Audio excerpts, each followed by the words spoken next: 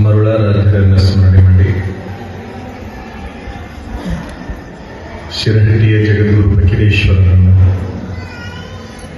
ಹಾನಗಲ್ ಕುಮಾರ ಮಹಾಶಿವಯೋಗಿಗಳನ್ನು ಸ್ಮರಣೆ ಮಾಡಿ ಶ್ರೀಮಠದ ಅಧಿಪತಿಗಳು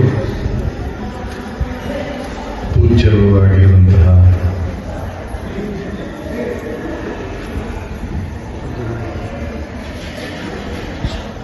ಸಿದ್ಧರಾಮ ಶಿವಾಚಾರ್ಯ ಮಹಾಸ್ವಾಮೀಜಿಯವರಲ್ಲಿ, ನಮಗೆ ಆತ್ಮೀಯರಾಗಿರುವಂತಹ ಕೋಡೇಕಲ್ಲೂರು ಪೂಜ್ಯರಲ್ಲಿ,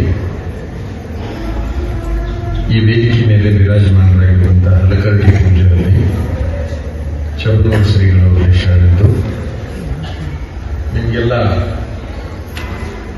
ಪುರಾಣವನ್ನು ಹೇಳ್ತಾ ಇರುವಂತಹ ನಮ್ಮ ಪ್ರೀತಿಯ ಪುಟ್ಟರಾಜ ಶಾಸ್ತ್ರಿಗಳವರೇ, ಯಾವತ್ತೂ ಅವರಿಗೆ ಸಾಥಿಗಳಾಗಿರುವಂತಹ ಪ್ರಭುಕುಮಾರ್ ಗವಾಯಿಗಳೇ, ಲಕ್ಷ್ಮೀಕಾಂತ್ ಅವರೇ, ಸಿದ್ದರಾಮಯ್ಯ ಮುಖ್ಯಮಂತ್ರಿಗಳೇ, ಊರ ಹಿರಿಯರೇ, ಮಹಾಜನಗಳೇ, ಮಾತೆಯರೇ, ಈ ಕಾರ್ಯಕ್ರಮ ಕಮಿಟಿಯ ಪದಾಧಿಕಾರಿಗಳಿಗೆ ಮತ್ತು ಮಕ್ಕಳು,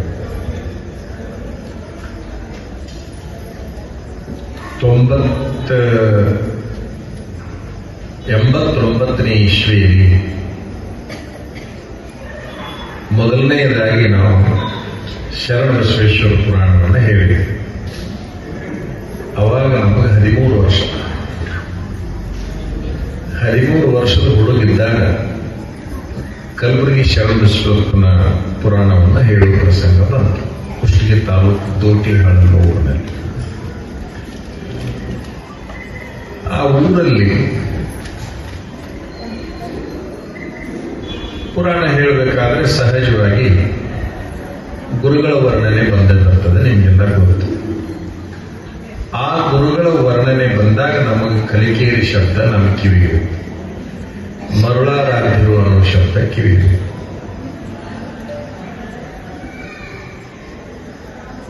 ಅಲ್ಲಿಂದ ಇಲ್ಲಿಯವರೆಗೆ ನಮಗೂ ನಿಮ್ಮ ಸ್ವಾಮಿಗಳಿಗೆ ನಮ್ಮನ್ನು ಇಲ್ಲಿಗೆ ಕರೀಬೇಕಂತ ಹೆಂಗ ಆಸೆ ಇತ್ತಲ್ಲ, ಅಲ್ಲಿಂದ ಇಲ್ಲಿವರೆಗೆ ನಮಗೂ ಕಲಿಕೇರಿಗೆ ಹೋಗ್ಬೇಕು, ಮರುಳಾರಾಧ್ಯ ದರ್ಶನ ಮಾಡಬೇಕು ಅಂತ ನಮಗೂ ಆಸೆ. ಇವ್ರ ಆಸೆ 2013 ನಮ್ಮ ಆಸೆ 89ನೇ ಇಸ್ವಿ.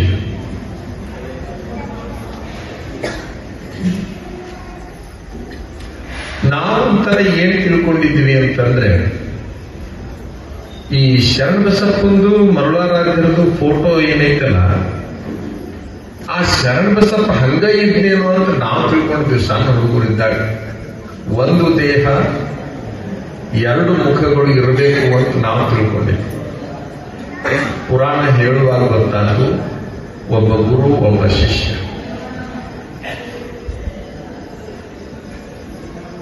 ಗಂಡ ಬೇರುಂಡ ಅಂತ ಒಂದು ಪಕ್ಷಿ, ಆ ಗಂಡ ಬೇರುಂಡ ಪಕ್ಷಿ ಇದ್ದಲ್ಲಿ ಇವರು ಇದ್ದಾರೇನೋ ಅಂತ ನಾವು ಕಲ್ಪನಾ ಮಾಡ್ಕೊಂಡಿದ್ವಿ.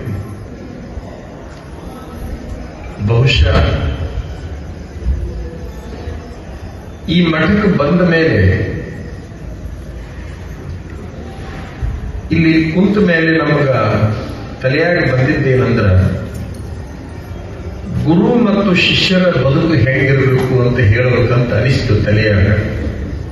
ಪತ್ರಿಕೆ ಕೊಟ್ಟ ಮೇಲೆ ಗೊತ್ತಾಯಿತು ಇಲ್ಲೊಂದು ವಿಷಯ ಇಟ್ಟಿದ್ದಾರೆ ಅಂತ ಗೊತ್ತಾಯಿತು. ಧರ್ಮ, ಪರಂಪರೆ, ಸಂಸ್ಕೃತಿಯ ಉಳಿವಿನಲ್ಲಿ ಭಕ್ತರ ಪಾತ್ರ ಅಂತ ಒಂದು ವಿಷಯ ಇಟ್ಟಾರೆ. ಅಲ್ಲಿ ನಮಗೊಂದು ಗೊಂದಲ ಆಗಿದ್ದೇನೆಂದ್ರೆ, ಧರ್ಮ ಅನ್ನೋದೇ ಒಂದು ಸ್ವತಂತ್ರ ಸಬ್ಜೆಕ್ಟ್, ಪರಂಪರೆ ಅನ್ನೋದೇ ಒಂದು ಸ್ವತಂತ್ರ ಸಬ್ಜೆಕ್ಟ್, ಸಂಸ್ಕೃತಿ ಅನ್ನೋದೇ ಒಂದು ಸ್ವತಂತ್ರ ಸಬ್ಜೆಕ್ಟ್. 3 ಪ್ರಮುಖವಾದ ವಿಷಯಗಳಲ್ಲಿ ಮತ್ತೆ ನಿಮ್ಮ ಪಾತ್ರ ಅನ್ನೋದು ಒಂದು ಸಬ್ಜೆಕ್ಟ್. ಈ 4 ಸಬ್ಜೆಕ್ಟಿಗೆ ಒಂದು ವೇದಿಕೆ ಎಷ್ಟು ಸೂಕ್ತ ಆಗಿತ್ತು ಅನ್ನುವಂಥದ್ದು ನಮ್ಮ ತಲೆಯಾಗಿ ಬಂತು. ನಾವಿಲ್ಲಿ ಏನ್ ಮಾಡ್ತೀವಿ ಅಂತಂದ್ರೆ, ಧರ್ಮ, ಸಂಸ್ಕೃತಿ, ಪರಂಪರೆ, ಈ ಮೂರರೊಳಗೆ ನಿಮ್ಮ ಕೆಲಸ ಏನು ಅನ್ನೋದನ್ನ ಹೇಳೋ ಪೂರ್ವದಲ್ಲಿ ನಮ್ಮ ಆತ್ಮತೃಪ್ತಿಗಾಗಿ ಮರುಳಾರಾಧ್ಯರ ವ್ಯಕ್ತಿತ್ವದ ಬಗ್ಗೆ ಒಂದಿಷ್ಟು ಹೇಳ್ಕೋಬೇಕು ಅಂತ ಖುಷಿ ಅನಿಸಾಗುತ್ತೆ.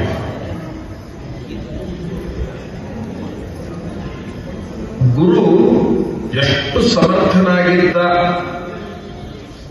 ಅಂದ್ರೆ ಆತನ ಕೈಯಾಗ ಶಿಷ್ಯ ಎಷ್ಟು ಅದ್ಭುತ ತಯಾರಾದಲ್ಲ, ಅದರ ಮೇಲೆ ಗುರುವಿನ ತಾಕತ್ತೆ ಎಂಥದ್ದು ಅನ್ನೋದು ಇಲ್ಲಿ ಗೊತ್ತಾಗ್ತದೆ. ದುರ್ಬಲ ಗುರುವಿನಲ್ಲಿ ಪ್ರಬಲ ಶಿಷ್ಯರು ಹುಟ್ಟಲಿಕ್ಕೆ ಸಾಧ್ಯವೇ ಇಲ್ಲ.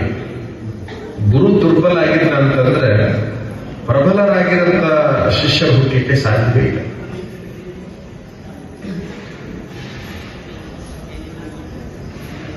ಗುರು ಪ್ರಚಾರಕ್ಕೆ ಬರೋದು ಶಿಷ್ಯನ ತಾಕತ್ತಿನ ಮೇಲೆ. ಈಗ ಉದಾಹರಣೆಗಾಗಿ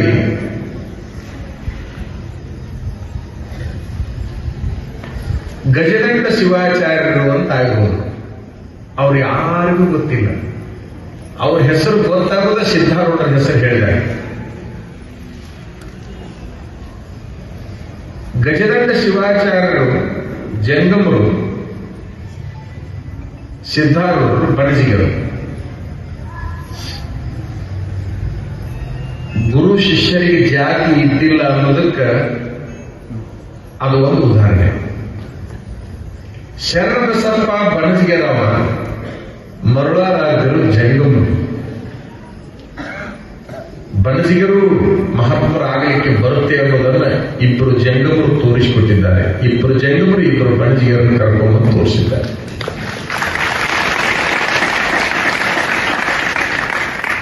ಗುರು ಬ್ರಾಹ್ಮಣರಾವ, ಶಿಷ್ಯ ಮುಸ್ಲಿಮರಾವ.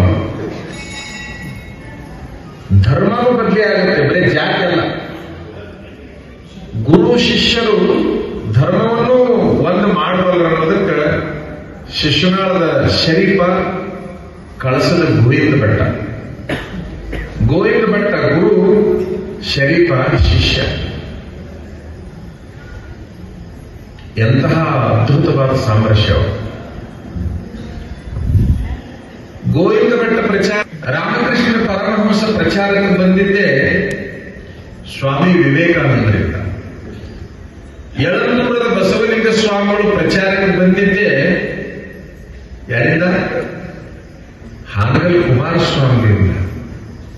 ಹಾನಗಲ್ ಕುಮಾರಸ್ವಾಮಿಗಳು ಗುರುಗಳು ಯಳಂದೂರು ಬಸವಲಿಂಗ ಸ್ವಾಮಿ. ರಾಮದಾಸರು ಪ್ರಚಾರಕ್ಕೆ ಬಂದಿದ್ದೆ ಶಿವಾಜಿ. ಅರಿಸ್ಟಾಟಲ್ ಪ್ರಚಾರಕ್ಕೆ ಬಂದಿದ್ದೆ ಅಲೆಕ್ಸಾಂಡರ್ನಿಂದ. ಯಾವಾಗ ಗುರು ಪ್ರಚಾರಕ್ಕೆ ಬರ್ತಾನೆ ಅಂತಂದ್ರ ಶಿಷ್ಯನಿಂದ ಸೋಲಲ್ಪಟ್ಟಾಗ, ಶಿಷ್ಯನಿಂದ ಸೋಲ್ಬೇಕವ. ಯಾರಿಂದ ಸೋಲ್ಬೇಕು? ಗುರು ಶಿಷ್ಯನಿಂದ ಸೋಲ್ಬೇಕು. ಗುರು ಶಿಷ್ಯನನ್ನ ಎಷ್ಟರ ಮೆಟ್ಟಿಗೆ ತಯಾರು ಮಾಡ್ತಾರಪ್ಪ ಅಂತಂದ್ರೆ ತನ್ನನ್ನು ಸೋಲಿಸುವಷ್ಟರ ಮೆಟ್ಟಿಗೆ ತಯಾರು ಮಾಡಿಬಿಡ್ತಾನ. ಬಹುಶಃ ಶರಣಬಸಪ್ಪನ ಎಷ್ಟರ ಮೆಟ್ಟಿಗೆ ಮರುಳಾರಾಧ್ಯರು ತಯಾರು ಮಾಡಿದ್ರು ಅಂತಂದ್ರೆ ಅದರ ಮುಂದೆ ತಾವೇ ಸೋತು ಬಿಡಬೇಕು. ಅಷ್ಟರ ಮೆಟ್ಟಿಗೆ ಅವನು ಬೆಳೆಸಬೇಕು. ಅಷ್ಟರ ಮೆಟ್ಟಿಗೆ ಬೆಳೆಸಬೇಕು.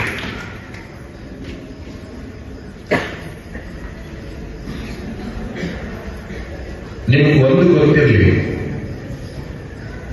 ಗುರು ಯಾವಾಗಲೂ ತ್ಯಾಗಿಯಾಗಿರ್ತಾನೆ. ಗುರು ಯಾವಾಗಲೂ ತ್ಯಾಗಿಯಾಗಿರ್ತಾನೆ. ಅವ ಏನನ್ನೂ ಬಯಸೋದಿಲ್ಲ. ಏನು ಬಯಸ್ತಾನಪ್ಪ ಅಂತಂದ್ರೆ ತನ್ನ ಶಿಷ್ಯರು ಬಹಳ ಬೆಳಿಬೇಕು ಅಂತ ಬಯಸ್ತಾನ. ಬಹಳ ಬೆಳಿಬೇಕು ಅಂತ ಬಯಸ್ತಾನ. ಅವ ನಿಜವಾದ ಗುರು. ಬಹಳ ಬೆಳಿಬೇಕು ಅನ್ನೋ ಗುರು ಅಲ್ಲ, ಬಹಳ ಬೆಳೆಸಬೇಕನ್ನೋ ಗುರು. ವ್ಯತ್ಯಾಸ ಇದೆ. ಬಹಳ ಎತ್ತರಕ್ಕೆ ಬೆಳಿಬೇಕನ್ನೋ ಗುರು ಅಲ್ಲ, ಬಹಳ ಎತ್ತರಕ್ಕೆ ಶಿಷ್ಯರನ್ನ ಬೆಳೆಸಬೇಕನ್ನೋದಲ್ಲ ಅವ ಗುರು. ಶಿಷ್ಯಾದಿಚೇತ ಪರಾಜಯಂ ಅಂತ ಒಂದು ಸಂಸ್ಕೃತದಲ್ಲಿ ಒಂದು ಮಾತಿದೆ. ಅಂದ್ರೆ ಗುರು ಶಿಷ್ಯನಿಂದ ಸೋಲಲ್ಪಡಬೇಕು, ಪರಾಜಯ ಆಗಬೇಕು. ಅವಾಗ ಮಾತ್ರ ಆ ಗುರುವಿನ ತಾಕತ್ತು ಬಹಳ ಮಹತ್ವ. ಒಬ್ಬ ಕನ್ನಡ ಶಾಲೆ ಮಾಸ್ತರ್ನಿಗೆ, ಒಬ್ಬ ಹೈಸ್ಕೂಲ್ ಮಾಸ್ತರ್ನಿಗೆ ಯಾವ ಸರ್ಕಾರ ಎಷ್ಟು ತರದ ಪ್ರಶಸ್ತಿಗಳನ್ನು ಕೊಟ್ಟೈತಿ ಅನ್ನೋದು ಮುಖ್ಯ ಅಲ್ಲ, ಅವನ ಕೈಯಾಗ ಕಲಿತು ಹುಡುಗರು ಎಷ್ಟು ದೊಡ್ಡವರಾಗ್ಯಾರ ಅನ್ನೋದ್ರ ಮೇಲೆ ಅವನ ತಾಕತ್ ಅಳತೆ ಆಗುತ್ತೆ ಹೊರತಾಗಿ ಈ ಸರ್ಕಾರ ಅವನಿಗೆ ಇಲ್ಲ ಬರದ ಪ್ರಶಸ್ತಿ ಕೊಟ್ಟರು ವಸೂಲಿ ಮೇಲೆ ಕೊಟ್ಟಿದ್ದರು, ಜಾತಿ ಆಧಾರದ ಮೇಲೆ ಕೊಟ್ಟಿದ್ದರು. ಬಹಳ ಮಂದಿ ರಾಜಕೀಯ ಮಾಡಿದ ಮಸ್ತರು ಚಲೋ ಪ್ರಶಸ್ತಿ ತಗೋತಾರ. ಶಾಲೆಯಾಗ ಅಯೋಗ್ಯ, ರಾಜಕಾರಣಗಳು ಯೋಗ್ಯ. ಎಷ್ಟು ಮಂದಿ ಮಸ್ತರ್ಗಳು ನಾವು ನೋಡಿವಿ. ಶಾಲೆಗಳಿಗೆ ಹಾಜರಿಗೆ ಸಹಿ ಹಾಕಿ ಇಲೆಕ್ಷನ್ ಪ್ರಚಾರಕ್ಕೆ ಹೋಗುವ ಮಸ್ತರು ದೊಡ್ಡ ಪ್ರಚಾರ ಬರ್ತಾರ, ಬಹಳ ಚಲೋ ಪ್ರಶಸ್ತಿಗಳನ್ನು ತಗೋತಾರ. ಆದ್ರೆ ಒಬ್ಬ ಶಿಕ್ಷಕ ಅತ್ಯಂತ ಆದರ್ಶ ಶಿಕ್ಷಕನಾಗುವುದು ಯಾವಾಗಂದ್ರ ಅವನ ಕೈಯಾಗ ಕಲಿತು ಹುಡುಗರು ಬಹಳ ಎತ್ತರಕ್ಕೆ ಬೆಳೆದು ಮೊದಲಿಗೆ ಮಾಸ್ತರ್ ಕಾಲಿಗೆ ಬೀಳಾಗ ಯಾವ ಹುಡುಗ ಬರ್ತಾವಲ್ಲ ಅವತ್ತದು ದೊಡ್ಡ ಪ್ರಶಸ್ತಿ ಮಾಸ್ತರ್. ಅವತ್ತು ಅವನಿಗೆ ಬಹಳ ದೊಡ್ಡ ಪ್ರಶಸ್ತಿ ಅದು. ಯಾರಿಗೆ? ಶಿಕ್ಷಕರಿಗೆ. ಸರ್ ನನ್ನ IAS ಆಯ್ತು ನಿಮ್ಮ ಕೃಪಾ ಅಂತ ಮಾಸ್ತರ್ ಕಾಲಿಗೆ ಬಂದು ಬಿದ್ದ ಒಬ್ಬ ಹುಡುಗ ಅಂತಂದ್ರೆ ಬಹುಶಃ ಜಿಲ್ಲಾ ಉತ್ತಮ ಶಿಕ್ಷಕ. ಯಾಕಂದ್ರೆ ಅವನು ಜಿಲ್ಲಾ ಅಧಿಕಾರಿ ಆಗಿರ್ತಾನೆ. ಜಿಲ್ಲಾ ಉತ್ತಮ ಶಿಕ್ಷಕ ಅನ್ನ ಕರೀಲಿ ಅವನಿಗೆ. ಆ DC ಮುಂದೆ ರಾಜ್ಯದ ಕಮಿಷನರ್ ಆಗಿದ್ದಾನಂತಂದ್ರೆ ರಾಜ್ಯದ ಉತ್ತಮ ಶಿಕ್ಷಕ. ನಾವೆಲ್ಲ ಹಿಂಗ ಅರ್ಥ ಮಾಡ್ಕೊಳ್ಬೇಕು ಅಂತಕ್ಕಂಥ. ಮರುಳಾರಾಧ್ಯರು ಇಷ್ಟೊಂದು ಅದ್ಭುತ ಕೆಲಸ ಮಾಡಿದ್ದಾರೆ. ಬೆಳೆಯುವ ಗುರುಗಳು, ಬೆಳೆಸುವ ಗುರುಗಳು ಇಬ್ಬರ ಗುರುಗಳಲ್ಲಿ ಇಬ್ಬರ ಪ್ರಕಾರ. ಒಂದು ತಾವ ಬಹಳ ಬೆಳಿಬೇಕನ್ನೋರು, ಇನ್ನೊಂದು ಶಿಷ್ಯರನ್ನ ಬಹಳ ಬೆಳೆಸಬೇಕನ್ನೋರು. ಆ ಶಿಷ್ಯನಿಗೆ ಲಿಂಗ ಭೇದ ಇಲ್ಲ, ಆ ಶಿಷ್ಯನಿಗೆ ಜಾತಿ ಭೇದ ಇಲ್ಲ. ಗುರು ಯೋಗ್ಯನಾದಾಗ, ಗುರು ಯೋಗ್ಯ ಆದ ಅಂತಂದ್ರ ಅವ ಲಿಂಗನೂ ನೋಡುದಿಲ್ಲ, ಜಾತಿನೂ ನೋಡುವುದಿಲ್ಲ. ಲಿಂಗ ಅಂತಂದ್ರ ಇದು ಹೆಣ್ಣು ಇದು ಗಂಡು ಅಂತ ಅವನಿಗೆ ಗೊತ್ತಿಲ್ಲ, ಇದು ಈ ಜಾತಿದು ಇದು ಈ ಜಾತಿದು ಅಂತ ಅವನಿಗೆ ಗೊತ್ತಿಲ್ಲ. ಯಾಕೆ? ಅವನು ಅಷ್ಟೇ ಎತ್ತರಕ್ಕೆ ಹೋಗಿರ್ತಾನೆ ಅಂತಕ್ಕಂಥದ್ದು. ಯಾವುದಾದ್ರೂ ಗುರುಗಳ ಬಾಯಿ ಒಳಗೆ ಜಾತಿಯ ವಿಚಾರ ಹಗಲಲ್ಲೇ ಬರಕೈತಂದ್ರೆ ಅವ ಇನ್ನೂ ಗುರು ಆಗಿಲ್ಲ ಅಂತ ಗ್ಯಾರಂಟಿ ನಮ್ಗೆ ಅರ್ಥ ಮಾಡ್ಕೊಂಡು ಇನ್ನೂ ಗುರು ಆಗಿಲ್ಲ. ಜಾತ್ಯತೀತನಾಗಿರ್ಬೇಕು. ಗುರು ಆಗಿರ್ತಕ್ಕಂಥವ ಜಾತ್ಯತೀತನಾಗಿರ್ಬೇಕು. ಆತನಿಗೆ ಮನುಷ್ಯರು ಕಾಣಬೇಕೇ ಹೊರತಾಗಿ ಜಾತಿಗಳು ಕಾಣಬಾರದು. ಆತನಿಗೆ ಮನುಷ್ಯರು ಮಾತ್ರ ಕಾಣಬೇಕು, ಜಾತಿಗಳು ಎಂದೂ ಕೂಡ ಕಾಣಬಾರದು. ಅವ ನಿಜವಾದ ಗುರು. ಯಾರಿಗೆ ಗುರು ಅನ್ಬೇಕು ಅಂತೇಳಿ ನಿಜಗುಣ ಶಿವಯೋಗಿಗಳು ಒಂದು ಚಲೋ ಪದ್ಯ ಬರೀತಾರೆ. ಅದ್ರಾಗ 2 ಸಾಲು ಹೇಳ್ತೀನಿ ನಮಗ.